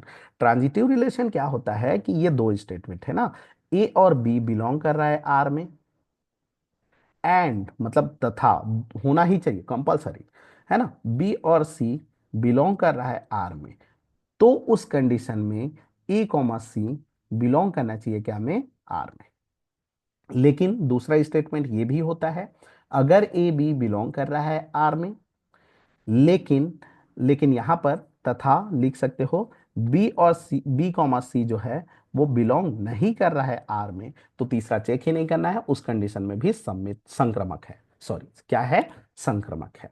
इसी को स्टेटमेंट वाइज लिखना है तो ये वाला लिखना है, ए और बी में जो रिलेशन है, यहाँ रिलेशन को लिखेंगे, बी और सी के बीच में रिलेशन को हम लोग एज्यूम करेंगे, यहाँ पर क्या करेंगे? एज्यूम करेंगे, और एज्यूम माना के कल्पना करेंगे, मानेंगे वहां पर, और वही रिलेशन को मानेंगे ना, ये है। ठीक है, और उसके बाद हम लोग ए और सी के बीच में रिलेशन को चेक करेंगे। ठीक है, ए और सी के बीच में रिलेशन को चेक करेंगे, अगर ये भी ट्रू आता है, ये भी स्टेटमेंट ट्रू आता है, तो उस कंडीशन में हम लोग बोलेंगे कि ये जो संबंध है वो क्या है? संक्रमक संबंध है। ठीक है, अब हमारे पास एक चीज आता है तुल्यता संबंध। अगला टॉपिक हमारे पास होगा तुल्यता संबंध। तुल्यता संबंध के बारे में अगर देखना है, तुल्यता संबंध, तुल्यता संबंध क्या होता है? तो तुल्यता संबंध मतलब क्या होता है, अगर कोई रिलेशन रिफ्लेक्सिव भी है, सिमेट्रिक भी है और ट्रांजिटिव भी है, तो उस कंडीशन में हम लोग बोलते हैं कि ये जो रिलेशन है वो तुल्यता संबंध दर्शाता है, मतलब ये जो संबंध है वो तुल्यता संबंध को दर्शा रहा है। ठीक है, अगर वो रिलेशन रिफ्लेक्सिव भी हो, सिमेट्रिक भी हो और ट्रांजिटिव भी हो, तब हम लोग उसको बोलेंगे ये संबंध जो है वो तुल्यता संबंध दर्शा रहा है। ठीक है, एक दो क्वेश्चन करके हम लोग देखेंगे। चलिए देखते हैं तुल्यता संबंध। तुल्यता संबंध मतलब क्या होना चाहिए? अगर कोई रिलेशन रिफ्लेक्सिव भी हो, सिमेट्रिक भी हो और ट्रांजिटिव भी हो, स्वतुल्य भी हो, सममित भी हो, संक्रमक भी हो। ठीक है, चलो एक दो चेक करते हैं, बस दो चेक करेंगे, ज्यादा नहीं करेंगे। आज हम लोग केवल आज के वीडियो में कॉन्सेप्ट देखेंगे, फिर हम लोग आगे जो क्वेश्चन क्या क्या के बारे में हल करेंगे उसके बारे में थोड़ा सरसरी तौर पर देखेंगे। जैसे हमारे पास एक ए सेट के लिए एक रिलेशन दिया है, ए सेट कुछ लिखा है 1 2 3। ठीक है, और बोला है कि ये चेक करो कि ये जो संबंध है तुल्यता संबंध दर्शा रहा है कि नहीं। सेट वाला क्वेश्चन है, फिर उसके बाद हम लोग अलग वाले क्वेश्चन को भी देखेंगे। ठीक है, तो सेट वाले क्वेश्चन में आर दिया है और ये कुछ इस तरह से रिलेशन है, 1 1 2 2 3 3 1 2 2 1। चलो, ये एक रिलेशन है, ये रिलेशन है कि नहीं है? देखो सारे एलिमेंट होने चाहिए, उसके सबसेट रहता है। ठीक है, तो ये इस रिलेशन है। अब इसको हम लोगों को चेक करना है, पहले आर चेक करेंगे, फिर एस चेक करेंगे, फिर टी चेक करेंगे। सबसे पहले आर के लिए चेक करते हैं। सबसे पहले क्या चेक करते हैं? Are, reflexive. तो रिफ्लेक्सिव के लिए चेक करेंगे तो सारे डबलेट इसमें प्रेजेंट है कि नहीं है, तो देख लीजिए 1 1 2 2 3 3 है कि नहीं है? है। इसका मतलब पहला तो हो गया रिफ्लेक्सिव है, तो इसमें यही लिखना है ना, 1,1, 2,2, 3,3 बिलोंग टू क्या है आर, इस कारण से ये क्या है, रिफ्लेक्सिव है, ये जो रिलेशन है रिफ्लेक्सिव है। दूसरा देख ले हैं सिमेट्रिक रिलेशन। सिमेट्रिक रिलेशन में देखेंगे तो डबलेट को चेक नहीं करना, सिमेट्रिक में भी डबलेट चेक नहीं करना है, ट्रांजिटिव में भी डबलेट चेक नहीं करना है, उल्टा पुल्टा मतलब वही तो होगा, 1,1 का उल्टा 1,1 ही तो होगा, तो डबलेट को चेक ही नहीं करना, अदर को चेक करो, 1,2 है तो क्या 2,1 है, देख लीजिए, है ना, तो इसमें लिखोगे, ये देखो 1,2 है, 2,1 है, तो यहां पर लिखेंगे क्या, तो यहां पर थोड़ा सा ना वर्ड का उपयोग कर लो, है ना, फॉर ऑल, है ना, मतलब यहां पर ऐसे लिख लो, A, B belong to R के लिए, for all B, A belong to are,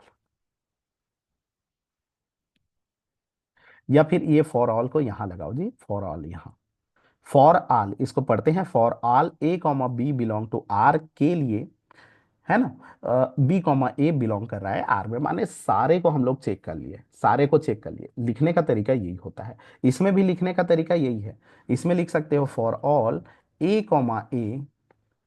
belong to R, A, belong to R, यहां पर तो सोचोगे तो A, है ही नहीं और फिर कैसे लिख रहे हो, तो ऐसे लिख सकते हो, और यहां पर लिख सकते हो कि ए जो बिलोंग कर रहा है वो सेट ए से बिलोंग कर रहा है ना, जहां लिख सकते हो जहां ए जो है वो किससे बिलोंग कर रहा है, सेट ए से बिलोंग कर रहा है, तो सेट ए माने वही है 1, 2, 3 है, तो ऐसे लिख सकते हैं। अगला देखते हैं ट्रांजिटिव रिलेशन चेक करते हैं, तो ट्रांजिटिव रिलेशन चेक करने के लिए क्या करते हैं, तो ट्रांजिटिव के लिए मैं बोला था डबलेट को चेक नहीं करना है, इसके लिए एक एक एलिमेंट को चेक करना पड़ता है, ये थोड़ा कठिन है ना, इसको कैसे करते हैं देख लेते हैं। जैसे हमारे पास है 1,1, 2,2, 3,3, 2,1 और 1,2, ये दिया है, चेक करते हैं, इसको तो चेक नहीं करना है, राइट लगा दो, राइट लगा दो, राइट लगा दो, रफ में लगा सकते हो, यहां भी लगा सकते हो। अब देखो 2,1 को चेक करते हैं, इसके लिए चेक करते हैं, अगला बारी है हम लोगों को 2,1, तो 2,1 को चेक करने का तरीका, इसको ए लिखो, इसको बी लिखो, रिटर्न मत जाओ, आगे देखो, तो ये देखो 1 से कोई चालू हो रहा है क्या, तो हो रहा है, इसको बी मान सकते हो और इसको क्या मान सकते हो, सी, तो देखो बी को कैंसल मारो, ए और सी मतलब 2,2 बिलोंग कर रहा है क्या, है, 2,2 बिलोंग कर रहा है ना, देख लीजिए, अगर मैं बी को कैंसल आउट करूं तो A, C बिलोंग करना चाहिए आर में, तो 2,2 बनेगा, 2,2 बिलोंग कर रहा है, मतलब ये राइट मारो। अगला देखेंगे, इसको देखेंगे 1, 2, इसको देखिए 1 और 2 आया, तो इसको ए मानो और इसको देखो, ध्यान रहे यहां पर बहुत लोग गलती ये करते हैं कि एक को चेक किए और दूसरा ये सोचते हैं कि ये वाला जो सेकंड मेंबर था वो तो शामिल हो गया, ये जो सेकंड मेंबर था वो तो शामिल हो गया था, और अगर ये सेकंड मेंबर शामिल हो गया था तो सेकंड को चेक करने की जरूरत नहीं है, जबकि नहीं, हम लोग चेक केवल इसको कर रहे थे, तो इसको टिक मारेंगे, आगे चेक करना ही है, अभी 4 ही हुआ है समझो, अब इसको चेक करेंगे, तो इसको चेक करेंगे तो फिर ये ए और ये बी, बी से कोई चालू हो रहा है क्या, पीछे देख सकते हो, डबलेट को मत देखना बोला था मैं, डबलेट को बिल्कुल चेक नहीं करना है, अदर को चेक करोगे, तो ये हो गया बी और ये हो गया क्या, सी, ठीक है, तो यहां पर देख लीजिए, बी को नेग्लेक्ट मारो तो A, C क्या बनेगा, A, C अगर हम लोग देखेंगे तो रफ में बना सकते हो, A, C हमारे पास बनेगा 1,1, देख लो 1,1 बनेगा, 1,1 भी बिलोंग कर रहा है आर में, मतलब ये जो रिलेशन है इसके लिए भी सही हो रहा है, इसका मतलब ये जो रिलेशन है वो आपका ट्रांजिटिव है, तो ये रिफ्लेक्सिव भी है, सिमेट्रिक भी है, ट्रांजिटिव भी है, इसका मतलब ये जो रिलेशन है आपका तुल्यता संबंध दर्शा रहा है, ये जो रिलेशन है ये कैसा दर्शा रहा है, तुल्यता संबंध दर्शा रहा है। उसी प्रकार से हम लोग बात करेंगे अलग संबंध के बारे में, जैसे ये वाला रिलेशन के बारे में, जैसे विभाज्य वाला बताया था अभी, हमारे पास एक रिलेशन गिवन है और रिलेशन कुछ इस तरह से है, A, B के बीच में रिलेशन है सच दैट A - B 2 से विभाज्य है, ठीक है, तो इसको हम लोग देखो, इसके लिए अगर रिफ्लेक्सिव चेक किए थे तो A - A क्या होगा, देखो शॉर्ट लिखने का तरीका मैं बता दिया था, फिर और बताऊंगा जब क्वेश्चन आएगा, तो अभी हम लोग सीधा चेक कर दे रहा हूं ना, तो A - A अगर शॉर्ट ट्रिक में चेक करना है तो ऐसे है ना, A - A क्या 2 से विभाज्य होगा, तो शून्य आएगा, बिल्कुल विभाज्य होगा। सिमेट्रिक चेक करेंगे तो सिमेट्रिक मतलब A की जगह में B रखेंगे, B की जगह में A रखेंगे, तो B - A क्या 2 से विभाज्य होगा, तो बिल्कुल होगा, क्योंकि इसको तो माइनस कॉमन लेकर के A - B बना सकते हो, और A - B पहले से ही बोला है प्रश्न में कि 2 से विभाज्य है, तो माइनस भी लगाओगे तो भी वो 2 से विभाज्य होगा, मतलब अगर 4 2 से विभाज्य है तो -4 भी तो 2 से विभाज्य होगा, ठीक है, इसलिए ये उसी तरह से ट्रांजिटिव देखेंगे तो ट्रांजिटिव को भी मैं बता दिया था, इसके लिए ये भी ट्रू आया था। तो कहने का मतलब a माइनस बी जो है दो से विभाज्य है, ये भी संबंध आपका तुल्यता संबंध दर्शाता है। तो ऐसे क्वेश्चन आते हैं जो तुल्यता संबंध दर्शाता है कि नहीं दर्शाता है, ऐसे क्वेश्चन को पूछता है। ठीक है, अगर आपको समझ में नहीं आया होगा तो कमेंट करके बताइएगा, मैं उसके बारे में फिर से एक बार डिटेल से बता दूंगा, नहीं तो एक बार रिवर्स करके आप लोग देख लीजिएगा। ठीक है, और फिर इसके बाद हम लोग नेक्स्ट कॉन्सेप्ट समझेंगे फलन के बारे में। अभी हम लोगों ने रिलेशन के बारे में समझा और रिलेशन से क्वेश्चन आता ही है। ठीक है, अगला हम लोग कॉन्सेप्ट समझेंगे फलन के बारे में, फलन क्या होता है उससे रिलेटेड कॉन्सेप्ट समझेंगे। तो चलिए देखते हैं, अगला टॉपिक हमारे पास है फलन। ठीक है, फलन क्या होता है, तो फलन जो होता है यहां पर एक स्टेटमेंट है ना, ऑल रिलेशन, ऑल जो रिलेशन नहीं बोलेंगे, ऑल जो फंक्शन होता है वो रिलेशन होता है, लेकिन जो ऑल रिलेशन होते हैं वो फंक्शन नहीं होते। इसका मतलब ये वाला स्टेटमेंट है कि याद रख लेना, सारे जो फलन होते हैं एक प्रकार के रिलेशन ही हैं, लेकिन जो सारे रिलेशन है वो फंक्शन नहीं है। अब फंक्शन क्या होता है, तो फंक्शन के लिए कुछ क्राइटेरिया है, कुछ लिमिटेशन है, और वो लिमिटेशन आपको जानना है। दो लिमिटेशन है। सबसे पहला इसमें दो लिमिटेशन ये है, फर्स्ट लिमिटेशन ये है कि डोमेन के प्रत्येक अवयव का इमेज होना चाहिए।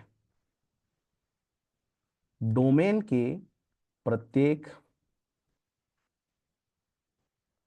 अवयव के इमेज होने चाहिए। अब ये क्या बोल रहे हो समझ में आ जाएगा, उसमें डोमेन रेंज नहीं बताया था, डोमेन को डोमेन। ठीक है, उसमें भी देखते हैं, हालांकि आप लोग क्लास में पढ़ चुके होंगे, उसको वो करने की जरूरत नहीं है, लेकिन फिर भी मैं रिलेशन में एक बार बता दूंगा किसको डोमेन बोलते हैं, किसको कोडोमेन बोलते हैं, किसको रेंज बोलते हैं। ठीक है, और उसी सेकेंड क्राइटेरिया ये है कि एवरी डोमेन के यूनिक इमेज होने चाहिए, प्रत्येक के इमेज होने चाहिए, और दूसरा ये है कि ये जो इमेज है यूनिक इमेज होने चाहिए।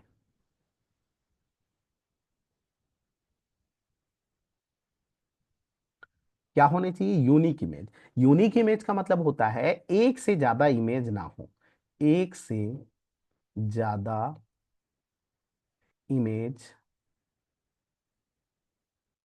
ना हो, एक से ज्यादा इमेज ना हो, तब जाकर के हम लोग उसको बोलते हैं यूनिक इमेज। मतलब दो कंडीशन को यदि कोई रिलेशन फॉलो करता है तो उस कंडीशन में हम लोग उस रिलेशन को फंक्शन बोलते हैं।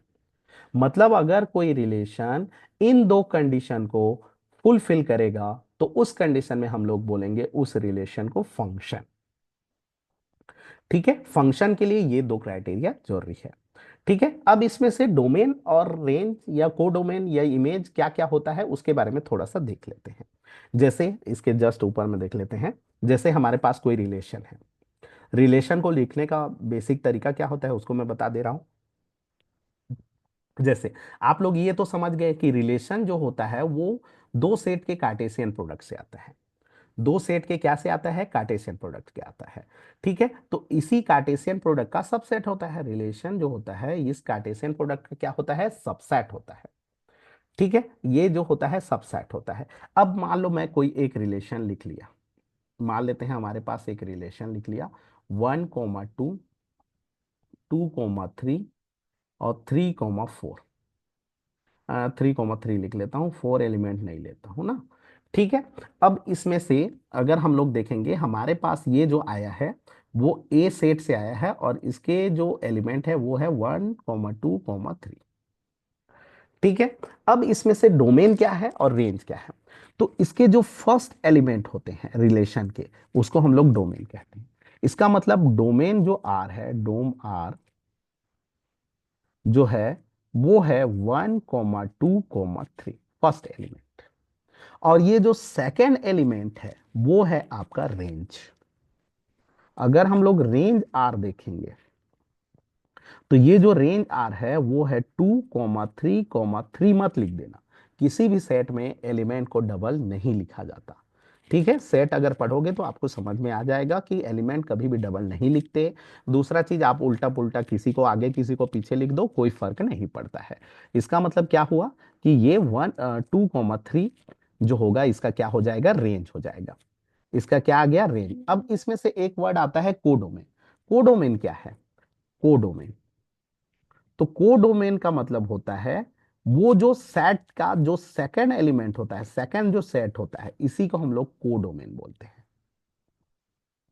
इसी को हम लोग क्या बोलते हैं, कोडोमेन। इसका मतलब कोडोमेन क्या है बोलने से, तो कोडोमेन है हमारे पास, कोडोमेन उस रिलेशन का है 1,2,3।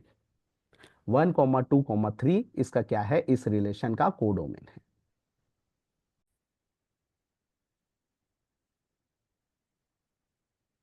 चलिए देखते हैं।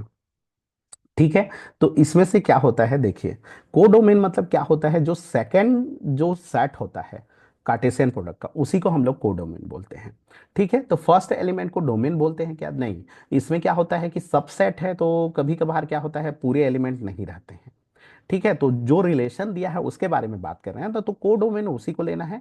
डोमेन जो होता है इसके फर्स्ट एलिमेंट रहेंगे, जो सेकंड एलिमेंट रहेंगे उसको रेंज बोलेंगे, और जो कार्टेशियन प्रोडक्ट का जो सेकंड सेट रहेगा वो आपका क्या कहलाता है, कोडोमेन कहलाता है।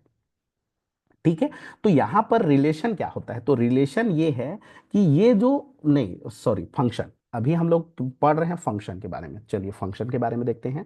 अगर हम लोग फंक्शन के बारे में देखें, फंक्शन क्या होता है,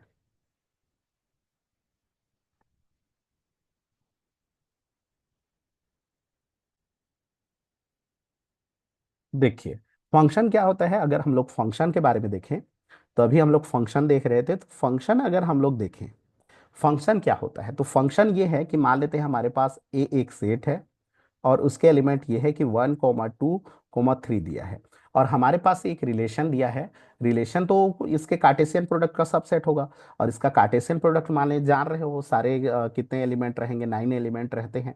ठीक है, चलो कार्टेशियन प्रोडक्ट भी निकाल देता हूं, और फिर हम लोग उसको रिलेशन बोलेंगे, और कौन से रिलेशन को फंक्शन बोलेंगे इसको हम लोग भी देख लेते हैं। ठीक है, जैसे हमारे पास ये दिया है, अब इसका कार्टेशियन प्रोडक्ट मैं लिख देता हूँ ए क्रॉस ए। तो ये हमारे पास हो जाएगा, 1 का 1 के साथ हो गया, फिर 1 का 2 के साथ हुआ, फिर 1 का 3 के साथ, फिर 2 की बारी, 2 का 1 के साथ, 2 का 2 के साथ, 2 का 3 के साथ। ठीक है, फिर उसके बाद 3 का 1 के साथ, 3 का 2 के साथ, और 3 का 3 के साथ। ये हमारे पास कार्टेशियन प्रोडक्ट है। अब इसमें से रिलेशन कौन होगा, तो इसमें से कुछ एलिमेंट उठा के ले लो। जैसे मैं उठा के ले लिया, 1,1 ले लिया, और 2,2 ले लिया। क्या ये रिलेशन है, तो बिल्कुल है।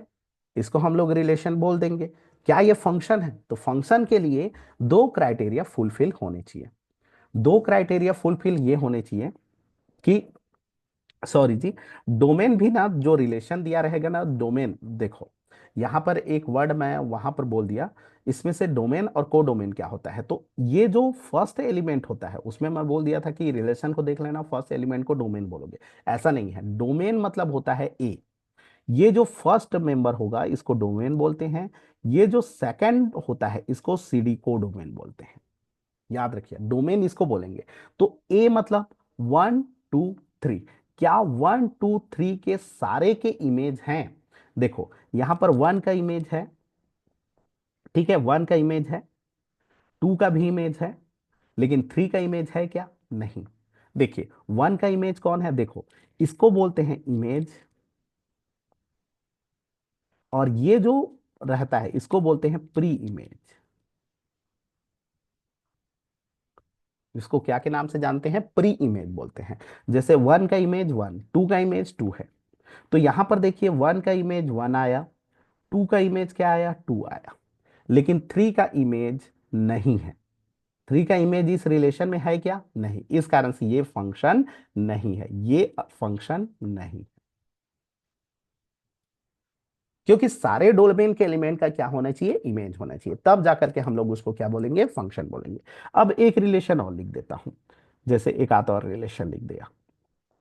चलो यहां पर लिख दिया, आर लिख लिया, यहां पर लिख दिया 1,1, 1,3, 2,3, या 2,3, और 3,1 लिख लिया। ठीक, अब चेक करो ये फंक्शन है कि नहीं है। तो सबसे पहले तो फर्स्ट क्राइटेरिया, फर्स्ट क्राइटेरिया ये है कि हर एक क्या बोलते हैं, डोमेन के प्रत्येक एलिमेंट का इमेज होना चाहिए। मतलब वन का इमेज हो, टू का इमेज हो और थ्री का इमेज हो। तो देखो, वन का इमेज है, टू का भी इमेज है और थ्री का भी इमेज है। पहला फुलफिल हो गया, पहला फुलफिल हो गया कि डोमेन के एवरी एलिमेंट का इमेज है। ठीक है, लेकिन दूसरा क्राइटेरिया भी फुलफिल होगा तब जाकर के फंक्शन बोलेंगे। दूसरा क्राइटेरिया ये है कि डोमेन के प्रत्येक एलिमेंट का, ये डोमेन के लिए है ना, डोमेन के प्रत्येक एलिमेंट का यूनिक इमेज होना चाहिए। देखिए, यहां पर डोमेन का एलिमेंट है वन और एक डोमेन का एलिमेंट है वन। तो वन का इमेज क्या आया, वन आया, लेकिन इसी वन का इमेज क्या आया, थ्री भी तो है। देखिए, वन का इमेज वन है और इसी वन का इमेज थ्री भी है। क्या यूनिक इमेज आया है, नहीं। यूनिक माने केवल एक ही इमेज हो। तो क्या केवल एक इमेज आया, नहीं, इसमें तो दो इमेज आ गए, दो इमेज आ गए। और दो इमेज आ गए तो ये सेकेंड क्राइटेरिया को फुलफिल नहीं किया। इस कारण से ये फंक्शन नहीं है, ये भी फंक्शन नहीं है। ठीक है, ध्यान दीजिएगा, फंक्शन किसको बोलते हैं। तो फंक्शन के लिए, इसी को आप चाहोगे ना तो इसका आप लोग मैपिंग करके भी बना सकते हो। सबसे अच्छा सब व्यक्तियों को लगता है मैपिंग करना, मैपिंग से भी बना सकते हो। जैसे हमारे पास एक सेट है ए और दूसरा सेट है ए, ऐसे लेते हैं। ए के एलिमेंट वन टू थ्री, ए के एलिमेंट वन टू थ्री, इन्हीं के बीच में तो रिलेशन है। अब देखिए, यहां पर रिलेशन कुछ इस तरह से है। ये जो रिलेशन दिया है, ये रिलेशन में किस तरह से है, वन का किससे रिलेशन है, वन से। उसी तरह से वन का एक और रिलेशन है थ्री से, टू का रिलेशन है थ्री से, ठीक है, और थ्री का रिलेशन है क्या से, वन से। ठीक है, तो अगर हम लोग मैपिंग से भी देखेंगे तो यहां से आपका कभी भी ऐसे भी नहीं होने चाहिए। ऐसे हो तो चल जाएगा ना, ऐसे हो तो चल जाएगा, ये वाला हो तो चल जाएगा, लेकिन एक यहां से ऐसे नहीं होने चाहिए, ये नहीं होने चाहिए। अगर ये हो तो चल जाएगा। ठीक है, देखो यहां पर वन के दो इमेज बन गए, वन भी बन गया और थ्री भी बन गया, इस कारण से ये फंक्शन नहीं है।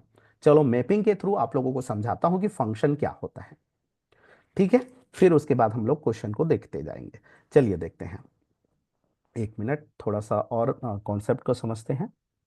चलिए देखिए, अगर हमारे पास दो सेट दिया है, फंक्शन है कि नहीं आप लोग बताइएगा। ए एक सेट है, बी एक सेट है, और इसमें मैपिंग करके दिया है ना, मैपिंग पहले से किया गया है। और ये कुछ एलिमेंट मैं लिख दे रहा हूँ, one comma one three four है इसके एलिमेंट, और बी के जो एलिमेंट है वो मान लेते हैं टू थ्री फोर है। ठीक है, अब ये ऐसे करके मैपिंग किया गया है।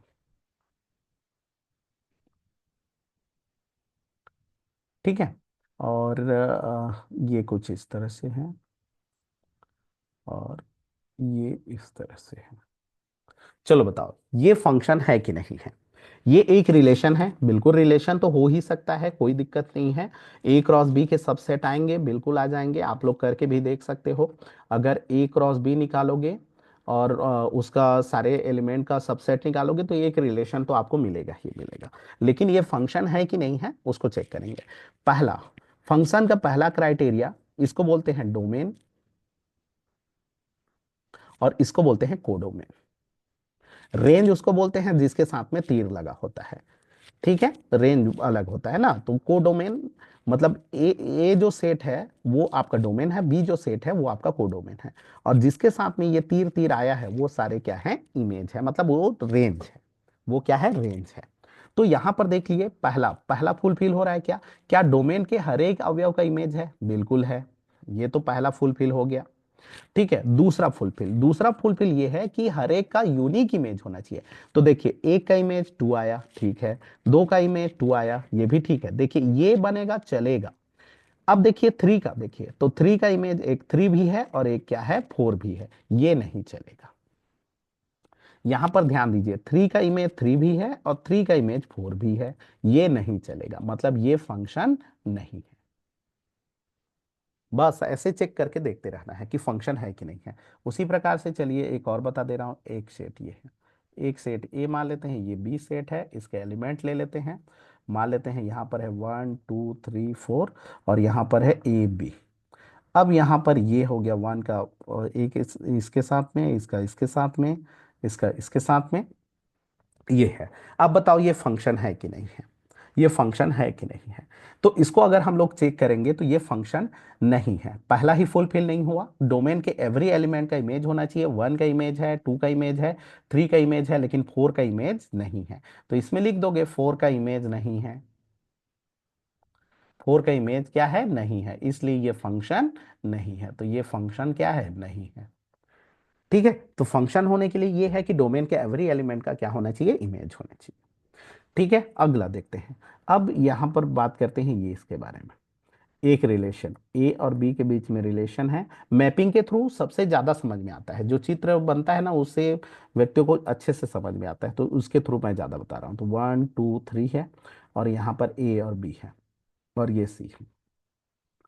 1 का इसके साथ में है, 2 का बी के साथ में है, और 3 का बी के साथ में है।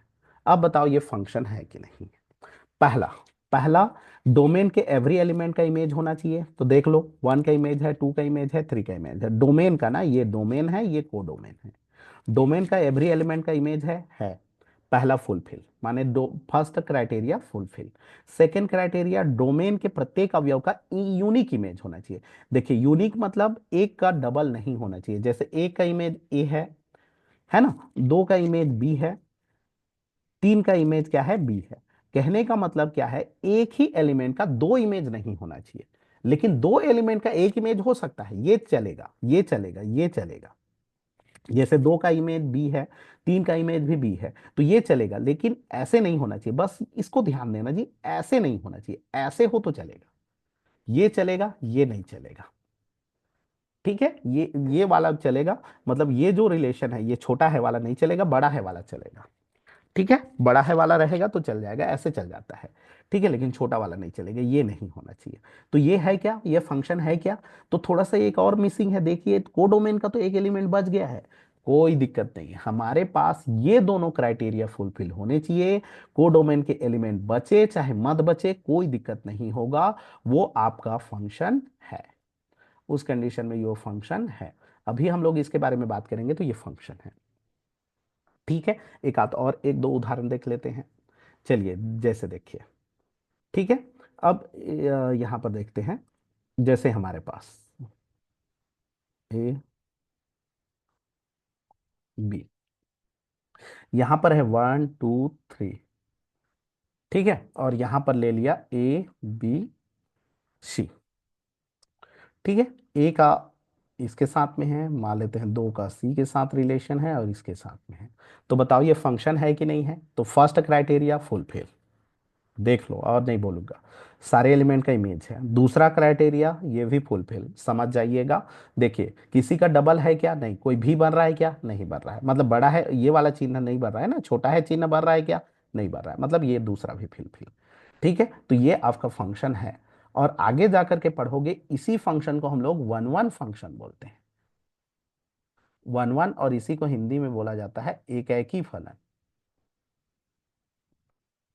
इसी को क्या कहते हैं, एकैकी फलन कहते हैं।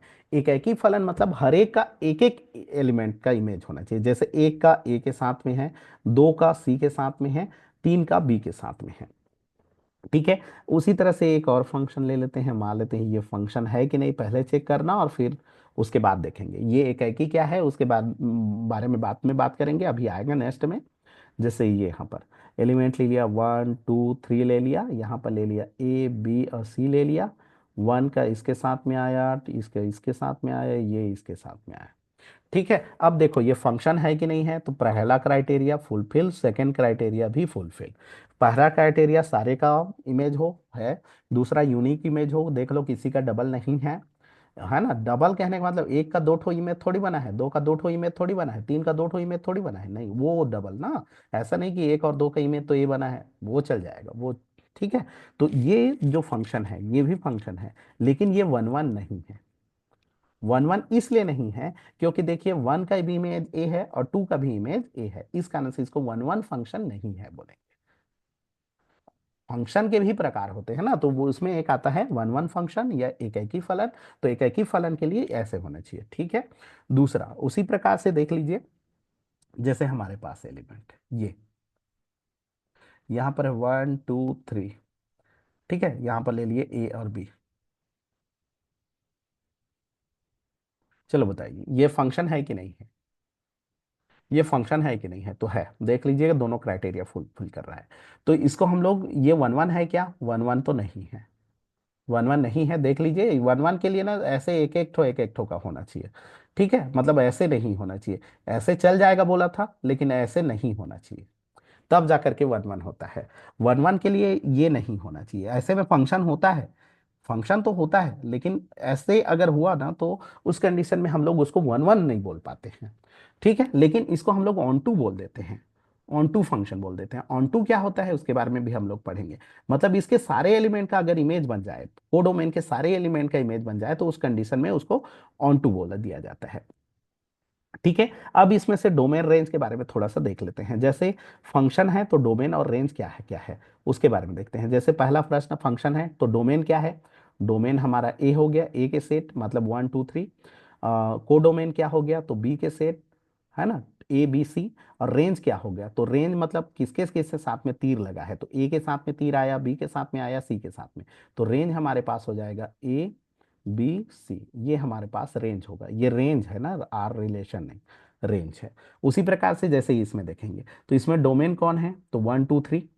यहाँ पर डोमेन देखेंगे तो ये domain of function, domain of function जो होगा वो होगा 1 2 3 सेट के रूप में लिखना है। उसी तरह से कोडोमेन क्या होगा, तो कोडोमेन हमारा ये होता है A, A, B। उसी प्रकार से अगर हम लोग रेंज देखेंगे, तो रेंज मतलब जिसके साथ में तीर लगा है, ए के साथ में, बी के साथ में, सेकेंड एलिमेंट में रेंज होता है ना। तो यहाँ पर हो जाएगा A, B, ये आपका रेंज होगा। यहाँ पर देखिए, यहाँ से आपको अच्छे से समझ में आएगा डोमेन कोडोमेन रेंज के बारे में। यहाँ पर डोमेन क्या है, तो डोमेन के बारे में देखेंगे तो ये है 1 2 3। कोडोमेन क्या है, तो कोडोमेन के बारे में अगर देखें तो ये है A, B, C। मतलब ये जो पूरा बी सेट है उसको कोडोमेन बोलते हैं। रेंज क्या है, तो रेंज मतलब यहां पर जिसमें तीर लगा है, तो ए में तीर आया है, बी में आया है, मतलब ए और बी जो है इसका क्या है, रेंज है। ए और बी क्या है, इसका रेंज है, ठीक है। तो ये इसको रेंज बोलते हैं। तो फर्क समझ में आ गया होगा। First element domain, first set domain, second set codomain, और जिसके साथ में तीर लगा हुआ है वो आपका क्या हो जाएगा, रेंज हो जाएगा, ठीक है। अगला देखते हैं फंक्शन के प्रकार, और फंक्शन के प्रकार को कैसे हल किया जाता है इसके बारे में हम लोग देखेंगे। तो चलिए देखते हैं, नेक्स्ट फंक्शन समझ में आ गया होगा। अगला देखते हैं, फंक्शन है तो उसके क्या क्या टाइप होते हैं। तो इसी में एक फंक्शन आता है एकाकी फलन। एकाकी फलन या इसी को हम लोग वन वन फंक्शन बोलते हैं। तो वन वन फंक्शन को अगर मैपिंग से मैं बताया अभी, जैसे हमारे पास दो सेट है, ए एक सेट है और बी एक सेट है, ठीक है। इसमें एलिमेंट है 1 2 3, इसमें एलिमेंट है A B C, ठीक है, और ऐसे कुछ रिलेशन दिया है, ठीक है। तो ये आपका वन वन फंक्शन है, इसको हम लोग क्या बोलेंगे, वन वन फंक्शन है। वन वन फंक्शन के लिए क्या होता है कि एक एलिमेंट का एक ही इमेज होना चाहिए, एक एलिमेंट का एक ही इमेज होना चाहिए। कहने का मतलब देखो, ये जो चिन्ह है ये तो फंक्शन ही नहीं होता, लेकिन ये जो चिन्ह है ये फंक्शन होता है, लेकिन वन वन नहीं होता।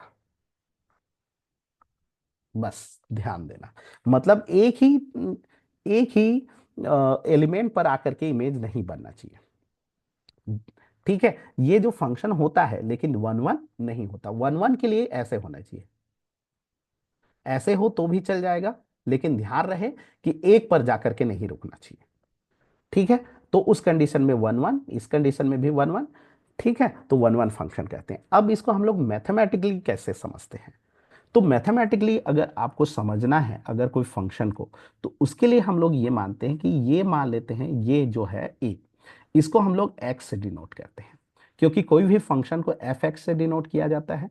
इसमें से जो एक्स होता है वो ए पर बिलोंग करता है, मतलब ये जो ए सेट के एलिमेंट होता है, और ये जो एफ एक्स होता है वो बी सेट को बोलते हैं, ठीक है।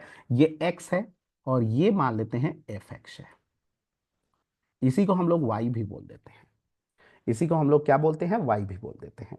तो ये जो एक्स है और ये जो एफ एक्स है, तो इसमें क्या है कि एक्स एक है, तो एक्स एक है तो इसका एक वाई आएगा, तो उसका एक ही वाई आना चाहिए। मतलब यहां पर कोई एक्स है तो उसके दो ठो नहीं होने चाहिए। कहने का मतलब यहां पर दो x1 और x2 ले लिए, और इन दोनों का एलिमेंट y आ गया, दोनों का इमेज क्या आ गया, y आ गया। तो उस कंडीशन में हम लोग इसको वन वन नहीं कहेंगे। तो वन वन के लिए क्या कंडीशन है, वन वन के लिए ये कंडीशन ये है कि अगर x1 और x2 दो अलग अलग वैल्यू है तो उसके लिए सेम वायु नहीं होना चाहिए। मतलब x1 का जो इमेज है वो y आया, और x2 का जो इमेज है वो भी y आया, तो वन वन नहीं होगा। तो ये वन वन होगा कब, तो वन वन तब होगा वो वन वन जब ये दोनों अलग अलग हो, मतलब यहां पर ये y1 के लिए हो और ये y2 के लिए हो। तो इसको ऐसे नहीं समझते हैं, इसको समझने के लिए हम लोग ना ये उपयोग करते हैं। हम लोग डोमेन के दो एलिमेंट लेते हैं, x1 और x2, दो एलिमेंट, ठीक है। और दोनों अगर दोनों जो एलिमेंट है दोनों रिजल्ट में हम लोगों को y दे रहे हैं, तो अगर हमारे पास x1 और x2 बराबर है तो उस कंडीशन में f(x1) और f(x2) भी बराबर होने चाहिए। तब कंडीशन में हम लोग उसको क्या बोलते हैं, वन वन फंक्शन बोलते हैं। ये फंक्शन का मेन फॉर्मूला होता है, इसको अच्छे से समझोगे तब समझ में आएगा। ये वाला ना एथेंटिक है, ये कैसे समझते हैं इसको देखो। मतलब ये जो x1 और x2 के लिए ये y1 और y2 है, समझो। ये x1 और x2 बराबर है तो उस कंडीशन में y1 और y2 भी बराबर होने चाहिए। बराबर कहने का मतलब अगर ये 1 है और ये भी 1 है तो ये भी 2 और ये भी 2 होने चाहिए। कहने का मतलब एक ही चीज, 1 का 2 के साथ, क्योंकि किसी भी सेट में डबल एलिमेंट तो लिखा ही नहीं जाता, ठीक है। तो 1 का 2 के साथ हो तब जाकर के, कहने का मतलब अगर इसमें से दो चीजों को ले रहे हो और पता चल रहा है कि ये दोनों बराबर नहीं आए, ये दोनों बराबर नहीं आए, मतलब दो अलग अलग y1 y2 आ गया। अगर ये दोनों बराबर लिए और लेकिन ये दोनों बराबर नहीं आए, कहने का मतलब यहां पर 1 लिए, यहां पर 1 लिए, लेकिन यहां पर 2 और 3 आ गया, तो यहां पर इसके लिए भी 1 आया और इसके लिए एक के लिए 3 आया। तो हालांकि इसके लिए तो फंक्शन ही नहीं होगा, इस कंडीशन में हम लोग सोचेंगे तो ये फंक्शन ही नहीं होगा। लेकिन यहां पर ध्यान देना है कि अगर हम लोगों को वन वन चेक करना है तो वन वन चेक करने के लिए ये वाला रूल आपको समझना होगा। रूल क्या है, एक बार मैं और अच्छे से समझा दे रहा हूं।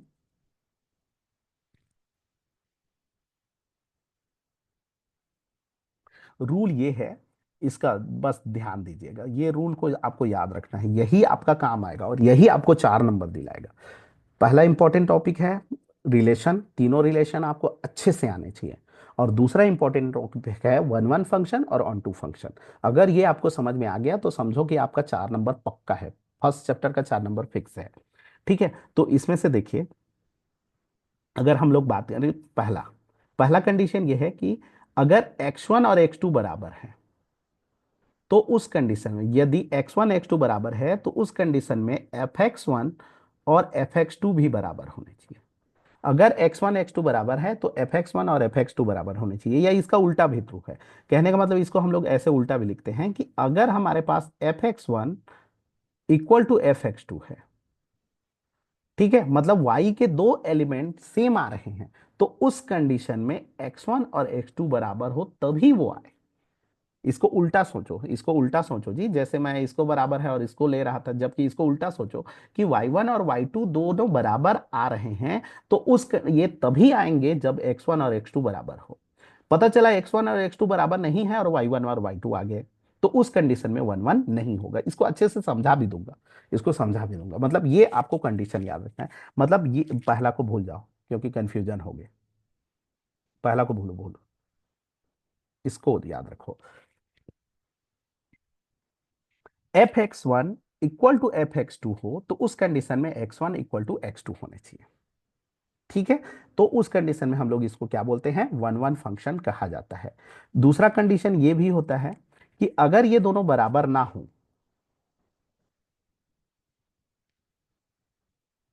तो उस कंडीशन में ये दोनों भी बराबर नहीं होने चाहिए, तो भी हम लोग उसको वन वन फंक्शन बोलते हैं। लेकिन यूज इसका करेंगे ना, यूज हमेशा फर्स्ट का करते हैं, सेकंड का नहीं करते हैं। मतलब ये दोनों बराबर नहीं है तो दोनों के x1 और x2 भी बराबर नहीं होने चाहिए, इसी को y के नाम से भी जानते हैं। ठीक है, चलो इसको थोड़ा सा इमेज से आपको समझाता हूं कैसे। समझ जाएंगे तो बढ़िया बात है, नहीं तो उतना समझने की कोशिश नहीं करना है, आपको बस याद रखना है क्या वाला टॉपिक है।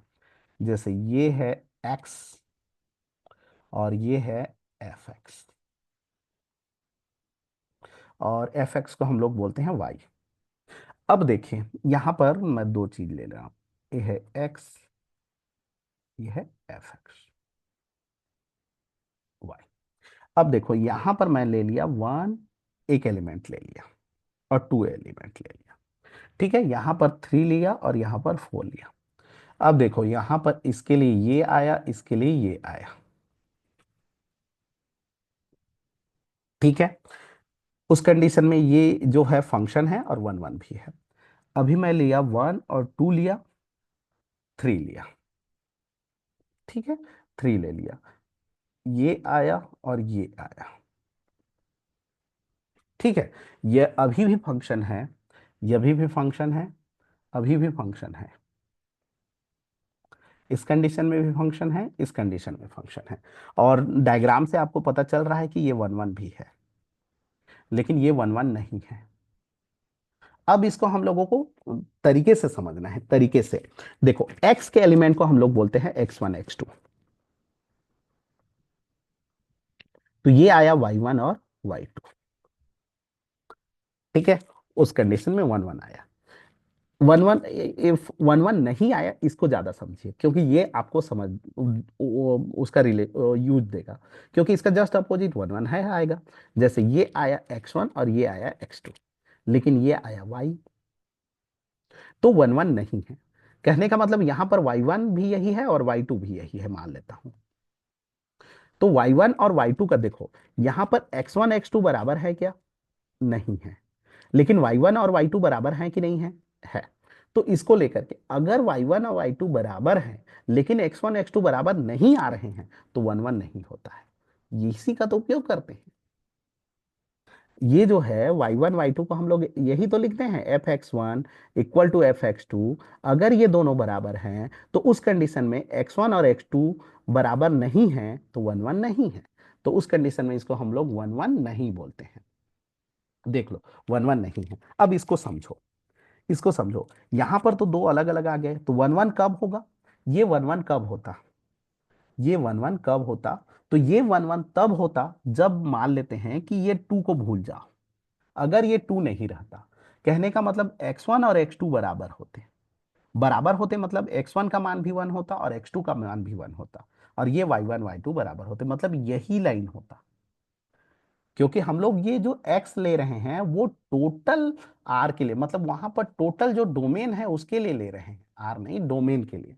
जो टोटल डोमेन है उसके लिए r ले रहे हैं। इस कारण से x1 और x2 को अगर एक ही लोगे, तो उस कंडीशन में ये एक ही आएगा, तब जाकर के बनेगा। मतलब यहां पर दो नहीं होना चाहिए, दो एलिमेंट नहीं होने चाहिए। यहां पर इसका मतलब ये हो गया कि यहां पर देखो, ये y1 इक्वल टू y2 लेंगे, इसका मतलब एक y के बराबर ले लिए। यहां पर x एक एलिमेंट लिया और ये x1 और x2 x के बराबर ले लिया, ये x के बराबर है, और ये दोनों का ये इमेज आया, तब जाकर के वो वन वन होता है। ठीक है, मतलब x का केवल y के साथ होना चाहिए, ऐसा नहीं होना चाहिए कि x1 हो और x2 हो और यहां पर y1 हो और इन दोनों के साथ में ऐसा हो, ऐसा नहीं होना चाहिए। ऐसा कंडीशन में क्या हुआ, ये जो y है इसको y1 भी बोल देंगे, y2 भी बोल देंगे, क्योंकि दोनों का इमेज है। इस कारण से ये जो y1 y2 है वो तो बराबर है, एक ही आया, लेकिन ये x1 और x2 दोनों अलग अलग हैं, तो ऐसे में वन वन नहीं होगा। ऐसे आ गया ना, तो वन वन नहीं है। तो वन वन नहीं के लिए सीधा लाइन होना चाहिए, और सीधा लाइन के लिए ये है x और y, ये ऐसे होना चाहिए। तो इसका मतलब ये दो अगर अलग अलग ले रहे हो, तो उस कंडीशन में ये दोनों भी मतलब दोनों सेम बराबर ले रहे हो, तो उस कंडीशन में y1 y2 भी दोनों आपस में क्या होने चाहिए, बराबर होने चाहिए। थोड़ा सा समझ आया होगा तो ठीक है, नहीं आया होगा तो आपको केवल ये वाला टॉपिक याद रखना है। टॉपिक ये है, कंडीशन ये है कि वन वन फंक्शन कब होता है। तो इसके लिए स्टार लगा के लिख दे रहा हूं, अगर हमारे पास F X one equal to F X two है, तो उस कंडीशन में x1 equal to x to होना चाहिए। और यहां पर जो x1 और x2 होता है वो किससे बिलोंग करना चाहिए, डोमेन से। है ना, फर्स्ट एलिमेंट डोमेन से बिलोंग करना चाहिए। तो डोमेन के दो अलग अलग एलिमेंट के लिए इमेज एक ही होनी चाहिए, मतलब अलग अलग इमेज अगर बराबर है तो उसके लिए ये होना चाहिए। दूसरा कंडीशन ये होता है कि अगर ये दोनों बराबर नहीं है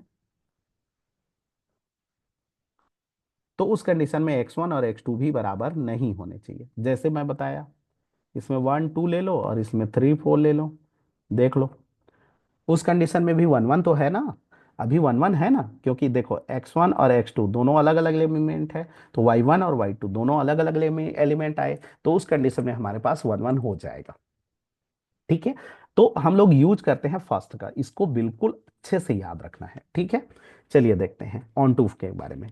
अगला देखते हैं ऑन टू फंक्शन। एक मिनट।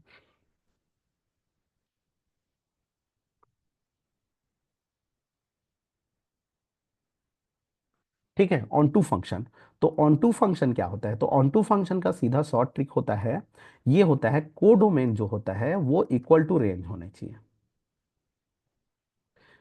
और ये इसको बना कर देखोगे तभी पता चलेगा कि आच्छादक किसको बोलते हैं। मतलब कोडोमेन और रेंज जो होता है वो इक्वल होने चाहिए, तब जाकर के हम लोग आच्छादक बोलते हैं। जैसे ये केवल आप ना मैपिंग से ज्यादा पता पाओगे, लेकिन इसको अगर बनाओगे ना तो कैसे बनाते हैं उसको मैं बताऊंगा, बनाने का तरीका क्या होता है, प्रश्न को बनाकर देखेंगे तब समझ में आएगा। ठीक है, आच्छादक के लिए यहाँ पर जैसे 1 2 3 दिया है और यहाँ पर ए बी दिया है, तो देख लीजिए ये हो गया, ये मान लेते हैं। तो यहाँ पर देखिए कोडोमेन क्या है, तो कोडोमेन के बारे में देखेंगे तो ये ए कॉमा बी है। और रेंज क्या है, तो रेंज भी जो है वो है आपका ए कॉमा बी। ठीक, तो इस कारण से ये क्या हो जाएगा, आच्छादक। आच्छादक माने पूरे तरह से ये छाया होना चाहिए, मतलब सारे के साथ में लाइन आया होना चाहिए कोडोमेन के। ठीक है, तो ये सी डी है ना कोडोमेन। ठीक है, तो ये होगा। आच्छादक कब नहीं होगा, तो आच्छादक तब नहीं होगा जैसे मान लो यहाँ पर एक एलिमेंट सी है, तो फंक्शन तो है ना, अभी भी फंक्शन है, लेकिन सी जो है, अगर हम लोग यहाँ पर मैं सी ले लूं तो उस कंडीशन में कोडोमेन के बारे में बात करूं तो कोडोमेन हमारे पास हो जाएगा ए बी सी। लेकिन अगर रेंज के बारे में बात करें तो रेंज हमारे पास हो जाएगा ए और बी, क्योंकि ए और बी के साथ में ही आया है, सी के साथ में आया है, तो ये दोनों बराबर हैं क्या, नहीं। तो इस कंडीशन में हम लोग इसको आच्छादक नहीं बोलेंगे। ठीक है, तो वन आच्छादक फंक्शन किसको बोलते हैं, कोडोमेन इक्वल टू रेंज होने चाहिए, मतलब सारे कोडोमेन के इमेज होने चाहिए। या फिर इसको हम लोग हिंदी में वर्ड में लिखेंगे, तो वर्ड में ऐसे लिखते हैं, वर्ड में लिखते हैं तो इसको क्या बोलते हैं, प्री इमेज। इसको क्या बोलते हैं, इमेज। तो सारे प्री इमेज के इमेज हो, सारे प्री इमेज के इमेज हो,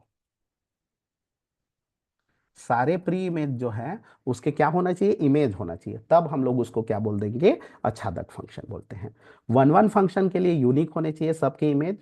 ठीक है, और ये इसमें क्या होते हैं, सारे प्री इमेज के लिए मतलब इमेज होना चाहिए, तब जा करके हम लोग उसको क्या बोलते हैं, आच्छादक फंक्शन बोलते हैं। उसी प्रकार से 1 1 के लिए भी लिख सकते हो, सारे प्री इमेज के लिए, मतलब सारे प्री इमेज का एक यूनिक इमेज होना चाहिए। यहां पर एक वर्ड का उपयोग कर दोगे, ये 1 2 के लिए है। 1 1 के लिए अगर यूज करोगे ना तो ऐसे कर सकते हो, ऐसे तो रहता है 1 1, 1 2 3 ए बी सी। ठीक है, तो सारे नहीं लिखना है, यहां पर ऐसे होता है ना, ये ऐसे रहेगा।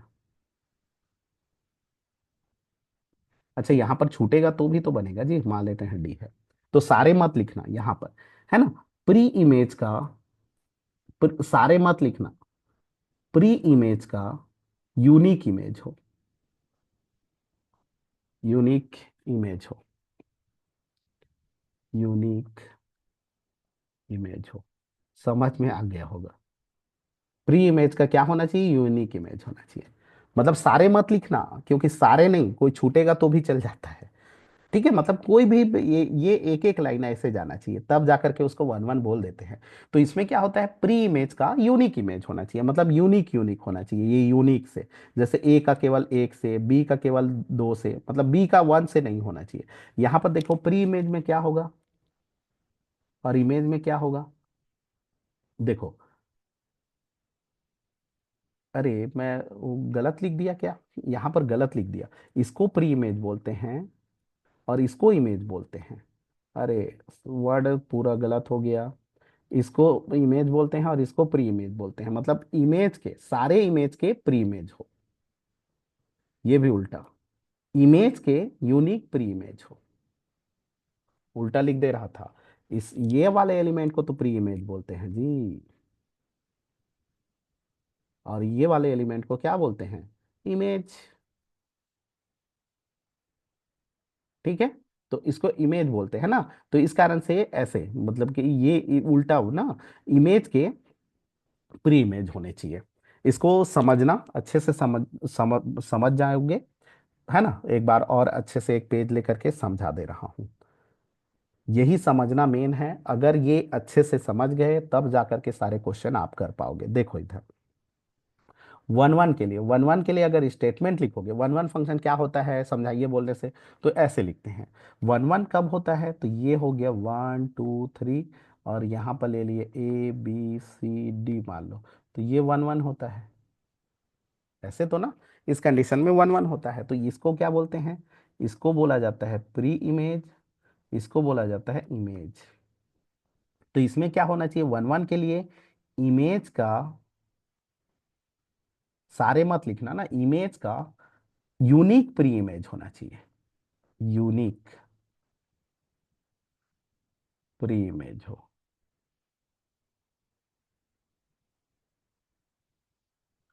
ठीक है, मतलब इसका यूनिक, यूनिक कहने का मतलब एक ही, कहने का मतलब ए का अगर अ, जैसे यहां पर इमेज कौन कौन है, ए और बी है। ठीक है, तो इमेज जो है उसका यूनिक प्री इमेज होना चाहिए, यूनिक प्री इमेज होना चाहिए।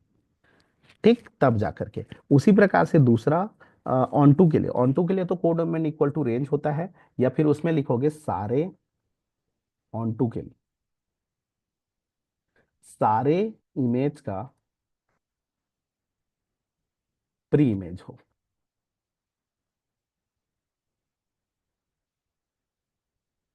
यहां पर ध्यान देना, यहां पर भी यूनिक वर्ड अपनाना, वन वन में दोनों यूनिक, यूनिक इमेज का यूनिक प्री इमेज होना चाहिए बस। इसमें दोनों में यूनिक यूनिक लिख देना, मतलब एक का एक ही होना चाहिए, यही कहने का मतलब। और इसमें क्या है, सारे जो इमेज है उसका प्री इमेज होना चाहिए, यूनिक से कोई मतलब नहीं है। ठीक है, सारे जितने भी इमेज है उसका प्री इमेज जरूर होना चाहिए, तब जाकर के हम लोग उसको क्या बोलेंगे, ऑन टू फंक्शन बोलेंगे। तो ये हो गया ऑन टू, ये हो गया वन वन। बनाने का तरीका हम लोग देखेंगे। चलिए देखते हैं नेक्स्ट फंक्शन। नेक्स्ट एक आता है प्रतिलोम फलन।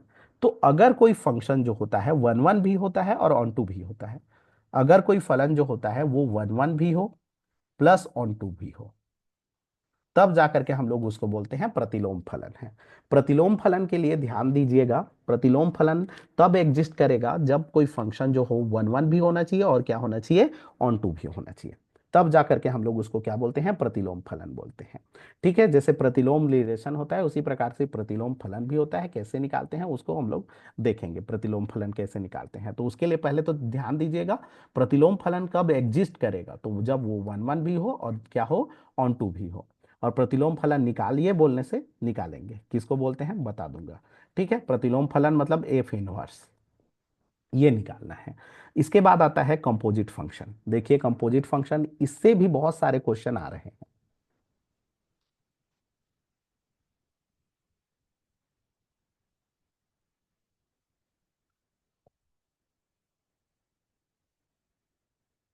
संयुक्त फलन, इससे बहुत सारे क्वेश्चन आते हैं, जैसे आप लोग पढ़े होंगे फॉग, गॉफ, है ना, या HOFOG, ये जो होते हैं इसको हम लोग बोलते हैं कंपोजिट फंक्शन या संयुक्त फलन।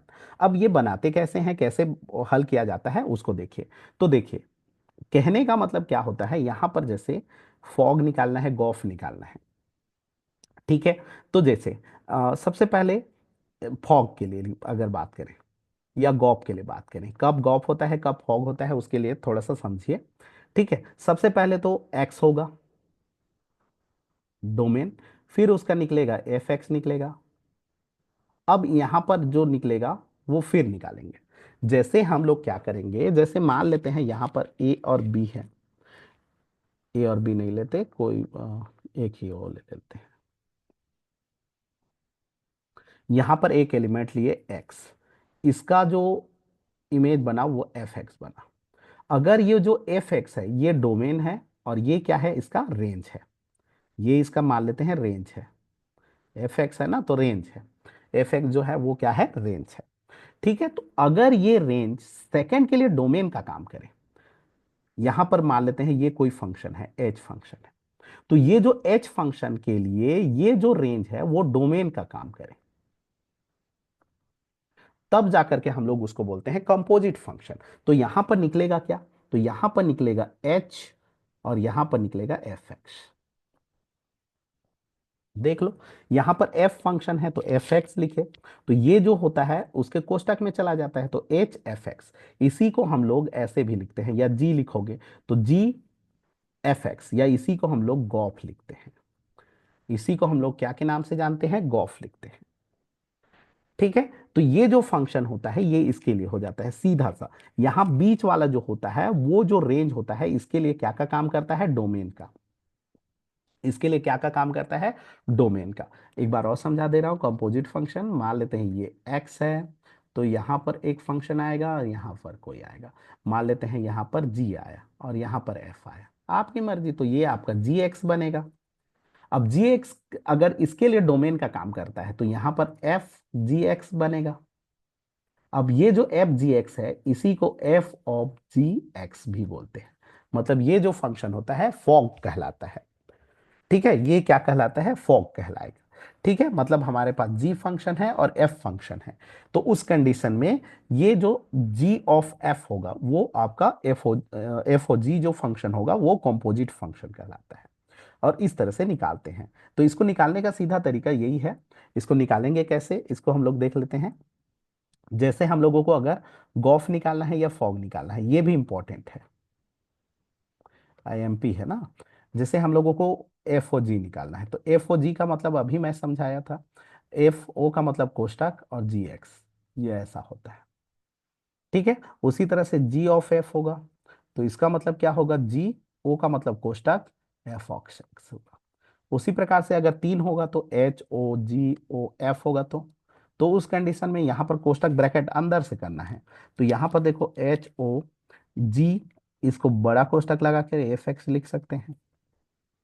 उसी प्रकार से इस ओ को हटाओगे तो यहां पर भी एक कोष्टक लगा करके ऐसे लिख सकते हो। ठीक है, तो यहां पर ध्यान दीजिए, अच्छे से समझिए। एक्स डोमेन है, ठीक है। अब एक्स किसके लिए डोमेन है, एफ फलन के लिए। जी फलन के लिए एफ एक्स डोमेन है। एच फलन के लिए जी जो एफ एक्स है वो डोमेन है। समझ में आ गया होगा। एफ फलन के लिए एक्स डोमेन है, जी फलन के लिए एफ एक्स डोमेन है, और एच फलन के लिए जी एफ एक्स डोमेन है। इस तरह से हमको क्या करना है, हल करना है।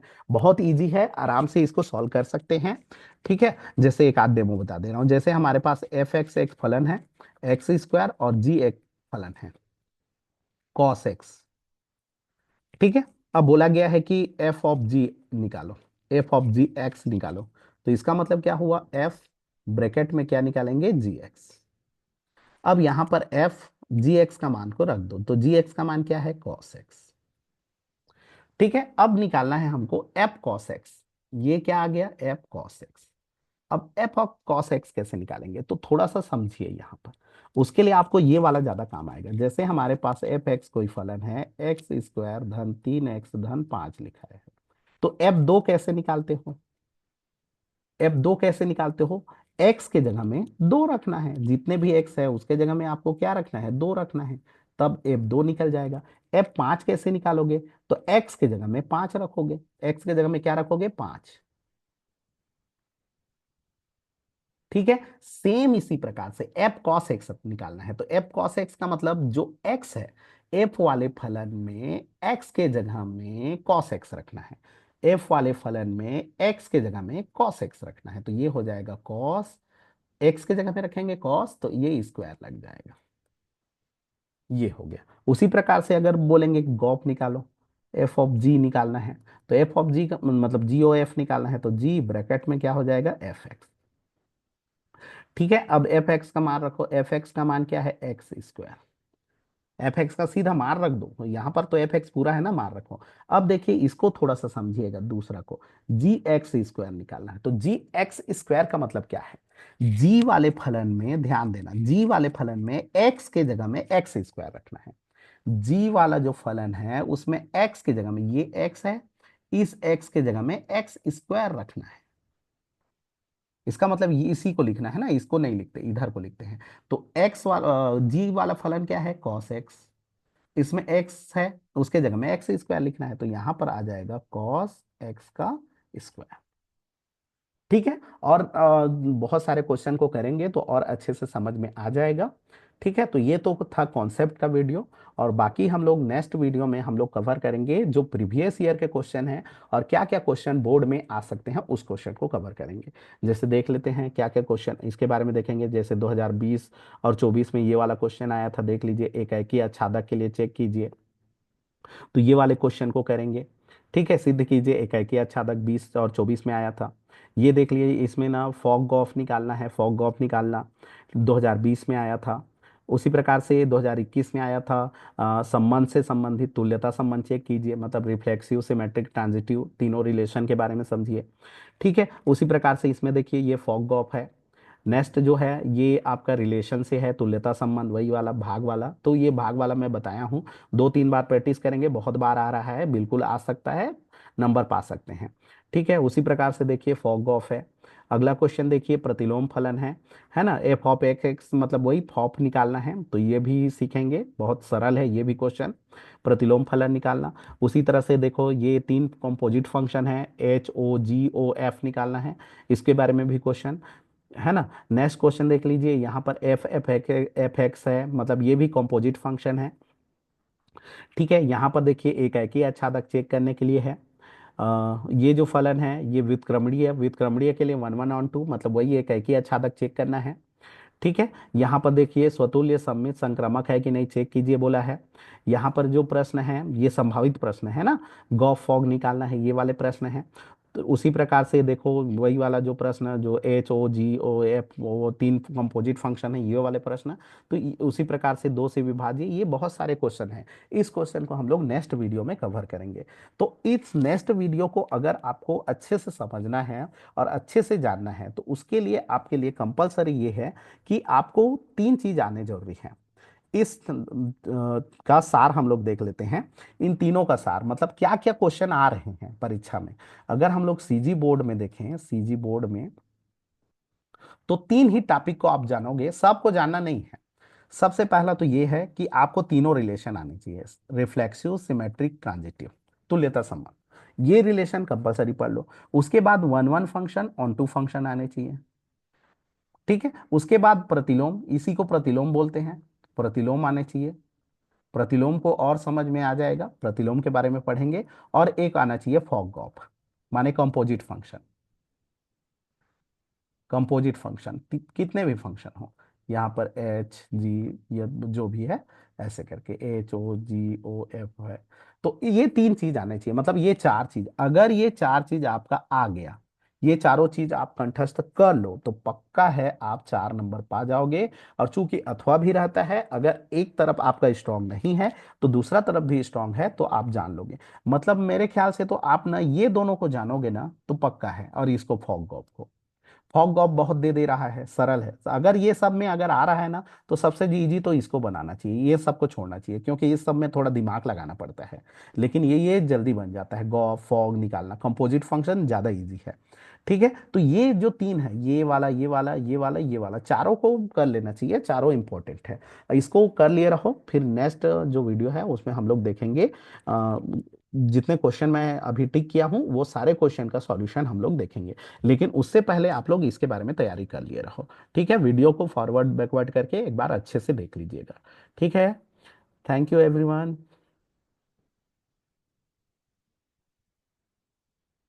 और इसी तरह से ये तो गणित का है, उसी तरह से मैं कोशिश करूंगा कि फिजिक्स का भी बना दूं। तो गणित और फिजिक्स दोनों का ही कंपलसरी, मतलब सीजी बोर्ड में क्या क्या क्वेश्चन आएंगे उसको हम लोग थोड़ा कॉन्सेप्ट समझेंगे, थोड़ा थोड़ा कॉन्सेप्ट समझेंगे, सारे कॉन्सेप्ट को आपको समझना नहीं है। लास्ट में सार बोला, केवल उतने को समझना है, बाकी से कोई मतलब नहीं है। ठीक है, फिर नंबर पा जाएंगे आप। इतना बस प्रैक्टिस करना है, जितना ज़्यादा प्रैक्टिस करेंगे उतना अच्छे से आएगा। ठीक है जी, चलिए।